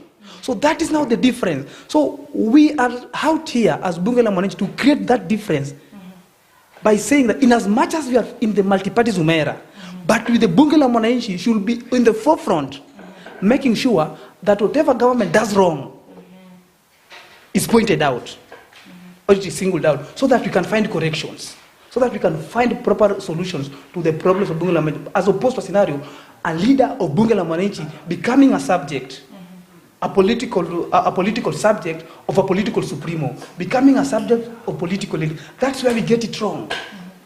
But if we can erase this and look at the Bunge la Mwananchi in its wholesomeness and argue that whatever we are arguing here is for the benefit of the common man, is for the benefit of the common Mwananchi, so that we can achieve what they need or what is needed in the ground, in the Wanjikus, in the Otieno's, and in other names that could appear before you. That's what we are actually going for. All right, and wakati ambapo tunasema kwamba ulisema kwamba this work ni kwa volunteer. Sisi ni binadamu, wewe ni binadamu. Kuna wakati ambao inafika kwamba unapata kwamba umechoka. Andamana unapata kwamba uko na mahitaji yako, you need some money, you need to go out there and do your work, upate hela. Hakuna at any point ambao utasema kwamba I am the speaker but now I'm stepping down, ndio nimechoka. Okay, the speaker is not elected alone. The speaker is elected with his deputy. Like I'd say, yeah. So I have my deputy and I have the speaker's panel of almost five members who sometimes, in my absence, they conduct the proceedings of the House. I only come in on very serious issues that needs my wisdom and the ruling of the speaker himself. But when it comes to managing the proceedings of the House, the other members from the deputy and the rest, they manage the proceedings of the House. So I can have time to engage myself in some other issues. And basically, Bunge is not operating on a daily basis. Even if it does, then it operates from late at some point. Our people, maybe from afternoon hours. So, or during holiday, you can find people across the board coming to the Bunge la Mwananchi. So this is how I manage myself, and I how manage the programs of the Bunge, so that we don't have a lacuna in the course of the process. Yes. All right. Now, Speaker, it is getting tough. Do you know Babu Owino? I know Babu Owino. Yes. Your relationship naye ni iko vipi? I have a very good relationship with Babu Owino, but we disagree in ideologies. Yes. Now tuambie, umesema kwamba you disagree. And this is very clear. And I want to have this well-driven home. That Babu Owino is the area MP of Embakasi East. Sure. Is a young political leader who has scaled his political standard from the grassroots, and that is at the UN level where he was contesting for those positions. We, as also upcoming politicians, we also have our path. People have been in political circles, political ladder, from different paths. So, Bunge la Mwananchi is also a path. Look at James Orengo. James Orengo is a product of Bunge la Mwananchi. Even Dr. William Samoei Ruto, who is the president today, is a product of Bunge la Mwananchi, just to have you informed. Raila Amolo Odinga is a product of Bunge la Mwananchi. Martha Karua is a product of Bunge la Mwananchi. We have many leaders in this country. The list is so long. They are products of Bunge la Mwananchi. So, we in the Bunge la Mwananchi, with this a platform of exercising our political or nurturing our political paths. So when it comes to issue with Obiora and Babu Owino, we are political friends, but you can only differ in ideologies. Yeah, just like different leaders, different ideologies, it does not mean that you are enemies. When even a wife and husband differ in ideologies, but does not mean they won't sleep in the same bed. Yes, so that's the truth of the matter. So I have no any bad blood. and I'm repeating this, I have no any bad blood because he's in the leadership. We will one day meet at some other forums. But if you happen to have these bad bloods, we won't talk. Yeah. So there's no any bad blood. It's only that if you differ, and Babu knows I'm a very good friend of him. He's also a very good friend of mine politically. But it's only that you differ in ideology. Yeah. So somebody should not bring issues that Babu. No. Those ones are non-issues. Those are issues that being propagated by ill-driven individuals who do not understand how the political space works. The political space is very funny. You have to understand how to maneuver and how to navigate through the language of politics, through the events of politics, and through the standards of politics. If you don't understand that, you will see me as an enemy of that person, yet I'm not his enemy. But if I differ with you because of an ideology, let's sit down and share my ideology and yours. Where can we seek each other's idea or argument? Then we blend the two. We come up with an hybrid. Then we forge ahead for the good of the common man.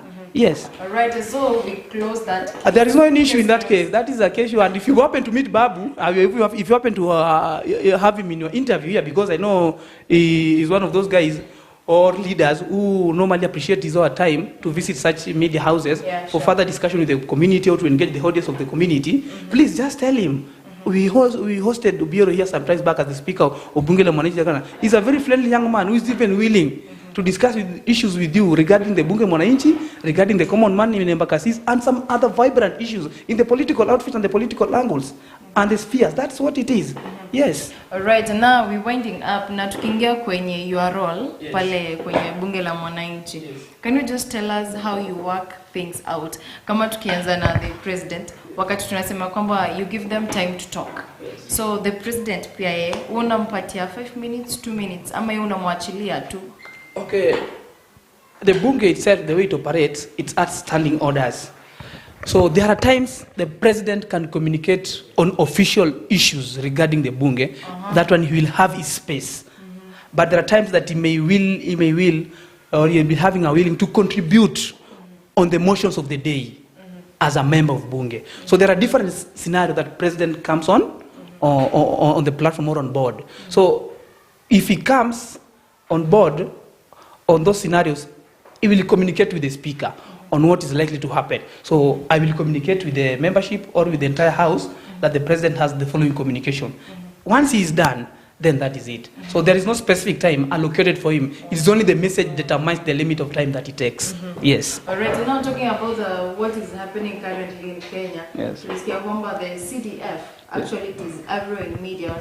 Yesterday in parliament, yes, the MP were opposing, wengine pia walikuwa na propose about the CDF. Walikuwa na suggest that CDF should be cancelled. Itolewe kabisa. So what do you think about that? To me, there were cases in court concerning CDF. A ruling had been made concerning the CDF.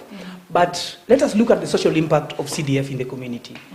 That is something that should be of relevance and of concern to us. Today, we've actually advanced. We've actually advanced in various issues because of CDF. When it comes to education matters, security matters, and some other relevant matters that are prescribed within the domains of the CDF kitty, have advanced. Because if you look at the 2% of the GDP that's allocated annually for the CDF, that is shared is shared in the 290 constituencies, has helped individuals and families in those constituencies. So removing CDF, it will cause a harm to me. It will cause a harm to the society. We have families and children who are unable to meet their economic positions of paying school fees, which are sometimes subsidized or helped by CDF. So if it is removed, it will affect them. When it comes to security matters, it has also helped. Like if you go to some places in slum areas, you will find the erection of street lights that has helped reduce insecurity. That is done by the CDF. Yeah. So if you look, if it happens to be removed, it will affect a lot. So I'm pleading with the relevant authorities, and that is maybe from the presidency, the legislators that are actually pushing to get the CDF, and maybe the revenue authorities that are in charge of these programs, to look into this thing into details. Let them not just cut it short instantly like that. If they happen to cut it short instantly like that, it will cause a lot of harm than good. So what they need to do first, they need to look for, maybe if they need to cut it short, they look for an alternative. Then they bring in the alternative first, then say, if we are removing CDF, this will be the alternative. So that those families that have been benefiting from this CDF, because even up to today, you'll understand there are those students who've actually been benefiting from their entire school fee payments. Yeah. So if it's cut short, you'll see them dropping out of school, which will cause a lot of harm in their life. Yes. All right. So do you have any message to your people, Jacaranda? My message to the people of Jacaranda, I would say me as the Speaker of Bunge la Mwananchi, I need their support so that we forge ahead as a family. And one major thing they should look into, they should not look into Bunge la Mwananchi as only a political platform. One, since we knew each other in Bunge la Mwananchi, we've been assisting each other in various ways. So my message to them is they focus on how we can unite as a family and forge ahead. Another thing, my message that I also said I need to send to them is I'm not elected in this position to rule, but I'm elected to serve them as their leader. And service to them as a leader is to mean that I will actually move from point to point, meet different leaders, like you just talked about, meet different leaders, meet different technocrats, meet different professionals and institutions, so that we can share how we can engage Bunge la Mwananchi in a positive way. That is maybe to help those people who are not what? Employed. And this, in so saying, I want to make a special request to those who are actually watching this. Yes, that we as Bunge la Mwananchi Jacaranda, we are willing to engage anybody who has any support, any necessary support that can help us curb the issue of unemployment to the people who are in Bunge la Mwananchi. So both from the international platforms and the domestic fronts, those who are willing, please, and those who are having the heart to help the people of Bunge la Mwananchi Jacaranda, we are actually welcoming you in this leadership, and let us work towards helping each other. We want to see Bunge la Mwananchi not only in the platform of politics, but in the platform of integrating politics with the social welfare, right from the Bunge la Mwananchi to the community. So we have said that when there is something happening in the community, the Bunge la Mwananchi participates. If there is something happening in the Bunge, the community participates. Like now we have issues related to the climate issues, globally. Bunge la Mwananchi can participate in sensitizing the community. Now we have the community can also participate. How can we come up and make the issues of climate, environment and other stuff be of benefit to us? Now we have issue of cholera outbreak. How can Bunge la Mwananchi be involved in making sure that the community hygiene is met, in the integration with the community? This issue of making Bunge la Mwananchi be a point of politics alone is something that's, to me, is of the past. It should be of the past. So that it's only that people might not understand this, but to me it should be of the past, so that is when the Bunge la Mwananchi can find and can emerge in another trajectory that appears to be so positive. So my message to the international community as well and the local, it is only that. They should come forth, look into us, see how they can assist us. Not only individuals, but the entire Bunge. If they can assist the entire Bunge, it can be really of benefit. And if it is individuals, you can also appreciate. Yeah, and that's why I'm calling even the faith-based organization, come on board. CBOs, come on board. NGOs, come on board. Parastatals, to come on board. Other senior government officials, right from the governor himself, to come on board. Leaders at the constituency level, at what level, to come on board and look at the Bunge la Mwananchi as a platform where they can also get people to serve the society. Yes, and we are even willing, from the political angle, we are emerging politicians. Let them come and nurture us, lead us in these big platforms where we can showcase our skills. Yes, we have a lot of skills there. Sure. So when we go there and showcase these skills, there will be some issues will be seen, they will emerge, and they will be taken to the next level of these issues. If it is a political issue, you climb the ladder. If a social issue, you climb the ladder, and economic platforms as well. So we are not limited in as such. Let them come on board and help Bunge la Mwananchi achieve his dream, as opposed to a platform of only critics and critics alone. All right. So do you have any question behind there? All right. So thank you so much for your time, and we really do appreciate. Alafu nakwambia after hii interview nakwambia umeniacha. Ulikuwa unaenda huko kufanya nini? Umeniacha. Mbona hii gafu umeniacha? Umesonga mbali sana. Sikuwa nimekuacha. I was only creating a space for I was creating a holy space. A holy space of argument. You need that was a holy space. Because space also communicates. It's also a sign of communication. So that all space also communicates. Umejitetea lakini sawa. All right, thank you so much guys for watching. Till we meet next time. Bye bye. Kila neno ambalo huwa unalitamka unapata kwamba lina maana yake. Basi karibu ndani ya Mutembei TV station nambari 1 ambao tunazidi kukujuza mambo mengi. Tukiangalia mambo na siasa haswa. Nami hapa ndani ninaye mtu amazing tena sana ambaye ni mtu mkubwa. IBC Commissioner Chairperson, right? Pale Jakaranda. Na sijui nitakupata tu ujiintroduce. No problem. Thank you very much, host. I'm Paul Kirom, known as Paul Kirom. And I'm a member of Bunge la Jakaranda. Apart from being a member, I'm the chairman for the Electoral Board. And I was not appointed with the chairman. I was elected around thrice to be the chairman of the Electoral Board of Bunge la Mwananchi Jakaranda. Yes. Haya basi, karibu ndani ya Mutembei TV. Naona una kinywaji chako pale na kitabu. Utashika tu alafu mimi nitakushikia microphone. Maana wewe ni mkubwa, wajua sasa hivi inabidi nikupatie heshima zako. Tukianza mambo na Jakaranda. Hii Jakaranda ilianza lini Bunge la Mwananchi? Jakaranda started like around 2019, if I'm not wrong. I'm not aware because I joined Jakaranda later. And I joined deliberately, not by coincidence. Yes, I'm not aware of when it was started, but I know it has been there for some time. But you know, as a chairperson, you need to know hata kama ni mambo ya kitambo lazima yawe kwenye kitabu, yani lazima ujue. Okay, I'm going to confirm that in a jiffy. Then you come back. Then no, I seek another intelligence of media to clarify the same. Yes, thank you. Yes. All right. So kuna yale basi nishikie sasa. Kuna yale mazungumzo ambayo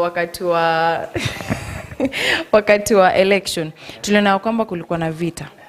Mambo na mawe. Wakati ulikuwa na apisha the speaker, the president, the deputy president, haukuwa na hofu. Like, didn't you fear like how watu bado wanaweza kuja back and attack me back? Juu walikuwa against you kuapisha hao watu. Okay, thank you very much. Okay, as you all know that election is really sometimes is actually being interfered with some people who are trying to cook violence for no apparent reason. And in our case, there was a lot of mayhem during the declaration day. But we managed to quell the mayhem and continued with the process. And the mayhem was coming from the faction who literally failed to comply with the electoral laws. And you know, as Bunge la Mwananchi, we are a replica of National Assembly. That is the legislature, where it's headed by Honorable Etangula. So we had to apply the constitution to conduct our election. We had to be preamble to the constitution so that we can come up with the right leadership through a right process. And you know, election is not only an event and not only a tedious process, but also a hefty process. So we had to apply the law to manage the process. But so far, after the declaration, I'm okay. I'm not been threatened because I'm a member of Lower Savannah Ward and I'm a member of Bunge. I deserve to do what is right, and whoever can try to threaten my life, he can face the right consequences. I mean, yes. All right, and you can just it's okay. Na pale Jakaranda, you can just take your drink. Wakati ulikuwa unawaapisha, what do you think like ni nini ambayo inafanya wananchi pale nje wakaona kwamba wewe una fit for that seat ambapo ikafanya wakakuelect? Thank you very much. You know, number one, I'm somebody who is therapeutically sophisticated and somebody who understands what should be done at the right time. And in fact, I was proposed, and I said once, and I would repeat it, that I was elected to be the chairman based on how I carry out myself, how I do present issues, very articulative and very sophisticated for that instance. And I could manage. I also understand the Constitution. I'm not oblivious of what the Constitution states. I'm aware of what the Constitution states. So that is why maybe I was proposed and elected to be the chairman. And I took it serious, and I delivered with the due diligence. Yes. Despite Bunge la Mwananchi being independent, yes, are you being paid any money as a salary, any appreciation? Yes. Yes. Actually, Bunge la Mwananchi is a amorphous organization or rather association. We are allowed under Article 37 of our Constitution. Are you aware that we are allowed under Article 37 of our Constitution, and we are amorphous? We don't have any caucus where we can maybe have some funds. We don't have coffers of funds. But sometimes it takes somebody to offer free services, that commitment, being that I'm deliberately member of Bunge la Mwananchi. So when given an opportunity or given some work to deliver, I do deliver with the due diligence. Yes. And how are elections being held? Thank you very much. Election, as I said it earlier, that we should be preamble of the Constitution. The election was conducted within the dictum of the electoral jurisprudence. That is in tandem of Article 31, Article 81, Article 137, and Article 138. And that is what applied, literally, whereby the election, it was a process, not an event. It started by registering members as a voter registration, the so-called voter registration. We also actually, as a commission, we are formed under Chapter 15 of our Constitution. That is the formation of independent bodies and commissions. That is Chapter 15 of the Constitution. And we also conducted the election under Chapter 7. That is, election was conducted through collegiate responsibility. I was not one-man army. I was with my colleagues, and we conspired or we connived to conduct the election together. Was it fairly done? Election was fairly done because I said I'm a man of integrity, and I believe in Article 10 of the Constitution, moral values and ethical standards, and it was fairly done. Isipokuwa wao wengine who are not serious and failed to comply with very simple instructions, because in any election the law must apply. As much as election is not a constitution, it's not what the Constitution would want sometimes, because there's a law in 1886 in Germany who said that a government, a country as a government, it deserves, and the people are always represented by leaders they deserve. Sometimes somebody crooked and somebody skewed can appear to lead. That is what you deserve. But before you come up with somebody to lead, you must follow the Constitution. You must follow the prescriptive and procedural fundamental principles to come up with the right leadership. Yes, so that is what we followed. As I said, the so-mentioned article, one can refer and confirm whatever we are saying is the right thing. And that is what we did basically. And during the election, tuliona kwamba palikuwa na vita, alafu kukawa na mtagawanyiko wa Luyas and the Luos. As the IBC chairperson, what did you do to bring those people together? Very good. As the IBC chairperson, and being apart from being the chairperson and a member, I'm also being appointed through executive order to be the legal advisor of that Bunge. After that, we tried to to call those who are pissed off with the election result, because those people, number one, they did not comply. There was only one faction who complied with the law, and they were declared unopposed. Like the case of Moses Kuria in 2017 in Gatundu South, and in the case of Kimani Shugwa in Kikuyu constituency. those such actions or such events set a precedents that we followed, or a better dicta that we followed. Or those people did not comply with the law. In fact, they failed. They were skeptical with the process. They were skeptical with what we wanted to conduct, because our action or our agenda was to have the leadership in that Bunge. So there were those who were actually cartels. There's those who are cartels who are using the name of Bunge to solicit some funds from some sources. So they knew when we get the leadership, they can be cut off what they are doing. So that's why they were skeptical with the process, they were skeptical with what we do, and they really wanted the process to fail. So that is why I ensured that as a man, I'm a man, and I delivered to the letter. And I ensured that I came up with the right thing, and I came up with the right leadership, I believe so. Yes. Na wakati ambapo ulikuwa unawaapisha, and there were some opponents walikuwa nasema kwamba chairperson don't usiwapishe. So what made you stand firm na ukasema kwamba they have won, lazima niwaapishe despite the people walikuwa nakataa? Yes, okay, as much as we understand the constitution, kuapishwa an oath should be authorized by an advocate or a judge, something like that. But in our case, we didn't have one. But because I have got the knowledge of the constitution, I could still act the same. Because I said by executive order, I'm the Attorney General for the Bunge, I'm the advisor, legal advisor. They can do nothing without my consultation. They will always consult me. So I went further and I went further and actually declare and gave them oath so that we can commence a new leadership. And this is an epoch whereby I tell Mwanabunge that we should encourage, we should be advocates of sobriety and even decorum, cordiality, peace and tranquility, so that we can get the right things that we need. Yes. All right, thank you so much. And wakati ambapo ulileta the presidency, kuna president, kuna the speaker, kuna the deputy na hao wengine. Do you think they're right? Do you think wanaweza kazi ambao walipatiwa? More so the president ambaye yeye ndiye mkuu, yeye ndiye amesimamia kila kitu. Yes, let me tell you another thing at the same time to tackle your question.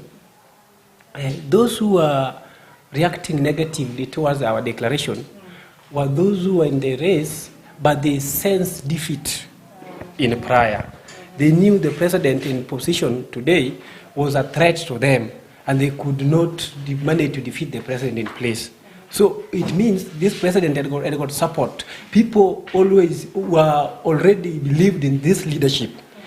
For the instance of the speaker stood alone. He made to clear with the IBC alone. Nobody cleared from him, apart from him, because the people sensed defeat. They sensed defeat. They knew when they were exposed to, balloting, they could be defeated within the wee hours. So these people who are actually contradicting what we are doing, they were failures. Those who sense failures, like I don't want to mention names, they sense that they could fail in the elections. So that's why I came up with the constitution, with the application of the law to actually manage such skeptic people, the skeptics, to manage the skeptics and to manage those who sense defeat out of the election, to ensure that the right people are declared. Yes. Yes. Right. Yeah. And talking about the speaker that you just appointed or declared, thank you. The speaker that you just declared. Thank you. So akona scandals na Baba Awino. Lakini I had an interview with him and he said that the stories ambazo zinaenda pale nje si vitu za ukweli na yeye na Baba Awino wako tu sawa. Lakini from your point of view, what would you have to say? Thank you very much. The issue of the speaker and the honorable member for Embakasi's constituency, Babu Awino or Paul Ongele, is an issue that they should handle at personal level outside the Bunge la Mwananchi. Because I think before I conducted the elections, I did what is called due diligence. I seeked the attention of the member of parliament whether he has got interest in Bunge, because I managed to reach him through some proxies, and I asked whether he's interested about the Bungeship, the Bunge thing I mean, and they said they do not have any interest about the Bunge. So when, after having the leadership, after doing our declaration and having the leadership, we had some propaganda being woven from unknown sources, and we could not tell where the information was emanating from, which by then I did some investigation again, and we had some talk with other sources, and I decided to take a low profile about the same. And actually, I was waiting for any other action, maybe for any other direction from Babu Owino to interfere with our leadership, of which up to now there is none. And I treated the information we had in prior with the most contempt it deserves. I vilified the information we had in prior about the Babu Owino thing.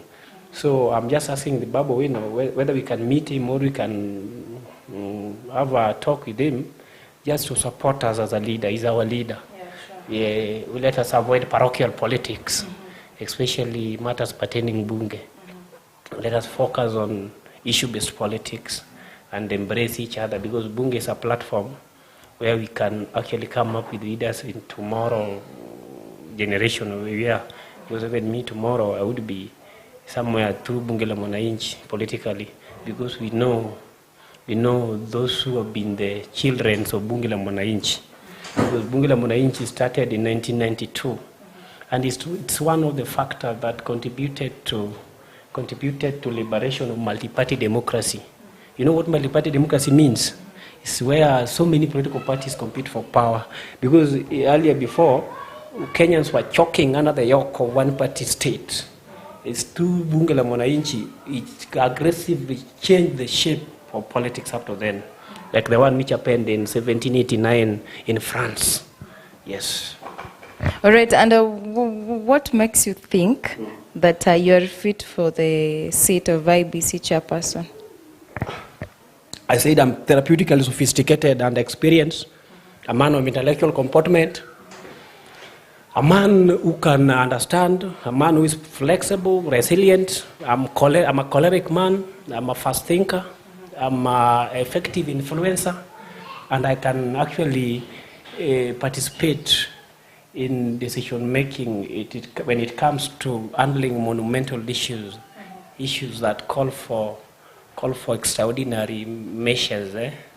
Yes, and as a chairman for the IBC, no, I'm a referee. There must be some characteristics of impartiality, effectiveness, accountability, and even that sober, to make a sober decision.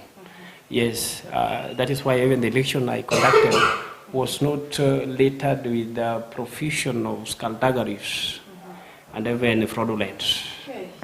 The English you're using, sir, is just okay. And are you facing any challenges so far in Bunge la Mwananchi? Oh, I'm very okay. I can't lie. As I said it earlier, that my life is not between the devil and the deep blue sea. What Jaluo call kunda sumbi. I'm very okay. And so far I've been appointed to be the Attorney General, the advisor for the Bunge, by the executive order. And from now, anytime henceforth, I can resign from being the chairman and serve as Attorney General. Yes, I'm very okay, and I'm very delighted. And I'm ready to make things move and discuss real issues in that Bunge. All right, now winding up, you know you are president and the deputy president wako na chama mbili tofauti. Do you think that in any way, ama siku moja pale usoni, kutakuja kuwa na any scandals hapo katikati between wao wawili? Maana the president ako Azimio and the deputy governor ako UDA. Deputy president. Very good.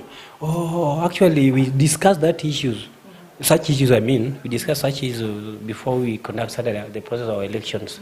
We said it could not only be only one faction, or one faction of Azimio or Kenya Kwanza, ikuwe kwa serikali ya bunge. We wanted what we call inclusivity. As much as bunge la mwananchi is meant to critique the government, to critique the government. Yes, to critique the government so that the government can actually come up with the proper governance, not skewed governance. So we are saying that as much as the deputy and the president are coming from different factions or political affiliations, we are telling them to work together and actually come up with very sober decisions, including even the deputy president, who is in Azimio, criticizing the same government is supported. Yes, we want to see that in him. And that is what we are seeing. We started seeing that in him some days back. Today he's really beating the government, the deputy president, because we are meant to critique the government. That is our sole responsibility. Now taking you back kidogo, pale ambapo tuli held the elections in Kenya, and as the IBC chairperson, I will nitakufananisha na Chebukati kidogo, and I just want to hear your view. Wakati tulimaliza pale election and we voted peacefully, but when Chebukati was announcing the results, uliona yale mambo ambayo yalitendeka, wakisema kwamba wameibia Raila kura, and wakisema kwamba one of the cabinet pale IBC alikuwa na support Ruto, ambapo yeye alikuwa na mambo yake ambayo alikuwa anasema ni kwamba yeye anajua kwamba ni Ruto alishinda, but huku mwingine akisema kwamba yeye anajua kwamba ni Raila alishinda. So on your point of view as the IBC chairperson Jacaranda, unaonaje hiyo issue ambayo ilitendeka hata kama ni ya kitambo kidogo? Okay, literally I can say that I'm in the right frame to say that Chebukati failed his job. He failed to be even a mentor. I cannot even be my mentor because he failed to deliver with the due diligence. Because even in that elections, there was some elements of skullduggeries or unscrupulous in that election, because you could see the faction among the commission. Some are saying different things. The live streaming of the election results sometimes was stopped without reason that for reasons that are better known to the commission chairman. And in fact, Ruto is a political chatterland because he obtained that leadership through profusion of dishonest or deviousness. And we can't believe in that. We can't trust that process. As much as we are magnanimous to accept the situation we are, because magnanimity is a term that is not being derived from statutes. It comes from me. I can actually accept the situation. But we are positive peacemakers.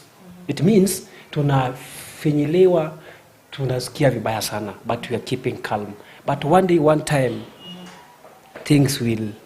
the rubber will meet the road. Yes, yes. All right, thank you so much. Any question from there? Chairman, niko na swali. Yes. Hapo kulikuwa na mwenye president, alikuwa deputy president wake. Did you people consider a chance maybe mkampatia seat kidogo now that wewe umewekwa attorney general? Nani? I don't want to mention the current president alikuanga deputy wa mtu. Yeah, so mkiweka cabinet, mli consider at least mkampatia cheo kidogo? Very good. You see, number one, somebody who was supposed to be the president, of which I declared him at the right time. But Article 139 provides that a situation whereby President-elect resigns or dies, the deputy president-elect can assume the office position. Although that is not the holistic view of the Constitution, it provides that we should have some election after some few days, which we did not consider in that instance, as much as we are applying the law, but we cannot apply it to the fullest. Why? Because we are amorphous association. The person that we are talking about to be considered, number one, is not serious person. He's not a serious person. He cannot serve people. He's not a man of quality. He's not a man of his words. He's not a man who can lead. We approach him so that he said he's relenting. He said he's not in a position to serve. Ni mtu abracadabra, aeleweki. So, Umesema nini? Abracadabra. haeleweki.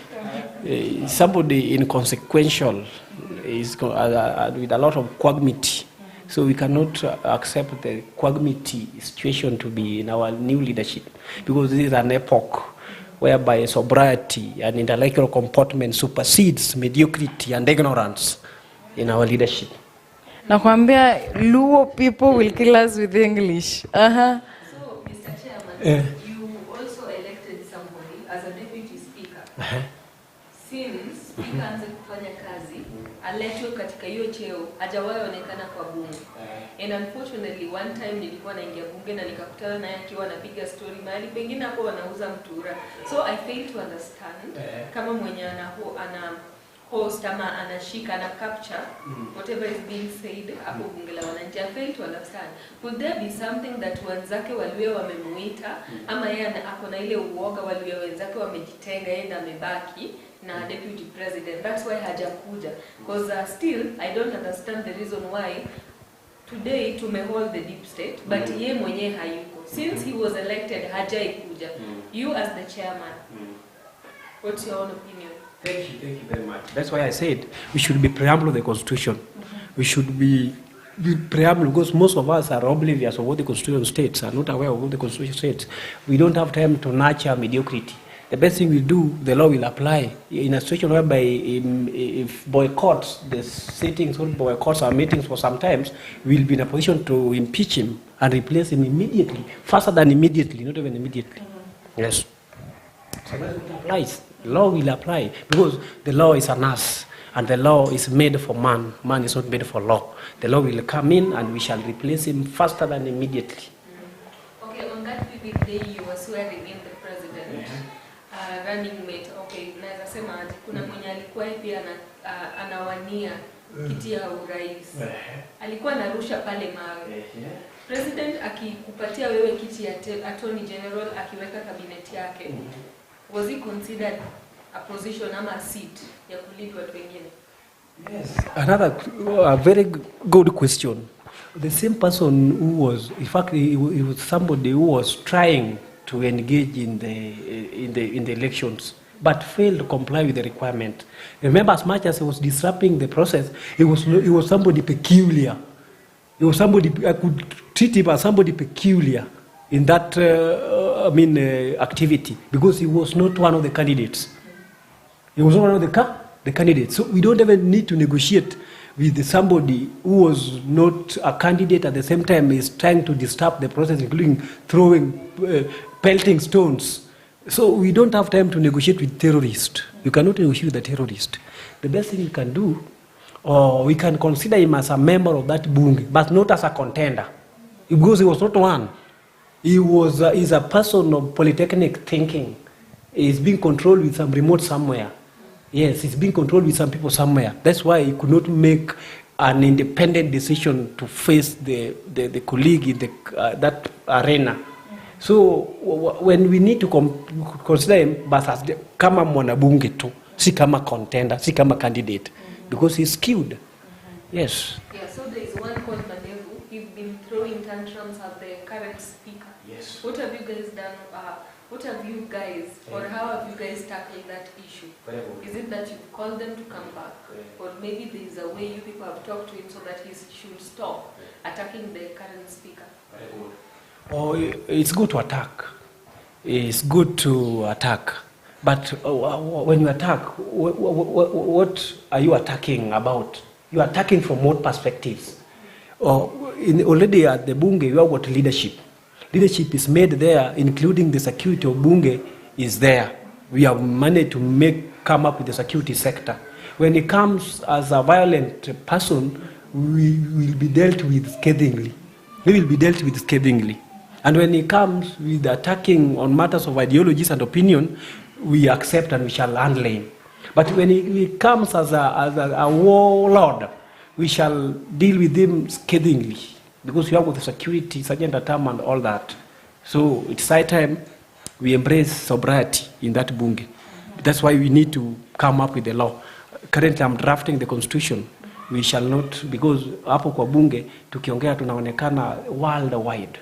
So those disruptors and intruders, in the name of Mwanabunge an attack speaker, we shall handle him amicably. Okay, on behalf of the president, kuna wale watu wenye wanakuja kwa media, they talk about bunge la wananchi, and then some people send them money in the name of bunge la wananchi. Have you people tackled that or maybe discussed the issue? Thank you very much. That is cartelism. It's called cartelism. Those who are using the name of bunge to solicit funds from unknown sources in the name of Wanabunge.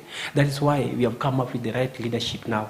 We shall actually have a thorough scrutiny on who are they, and we can see how we can divert such benefits to come up to members of Bunge. Because we are in a catch-22 economic situation. Most of members of that Bunge, some of them are depressed financially. They need some support. We cannot actually monopolize that support to some few individuals. The best thing we'll do, we shall divert such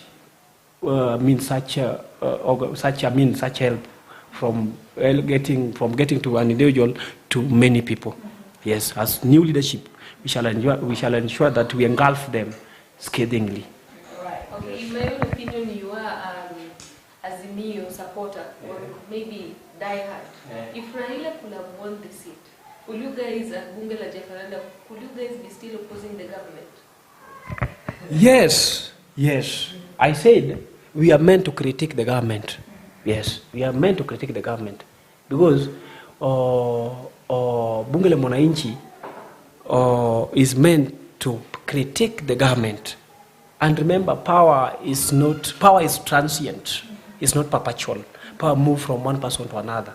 When somebody in power, it doesn't mean that you cannot be rectified, including my father or my mother in power.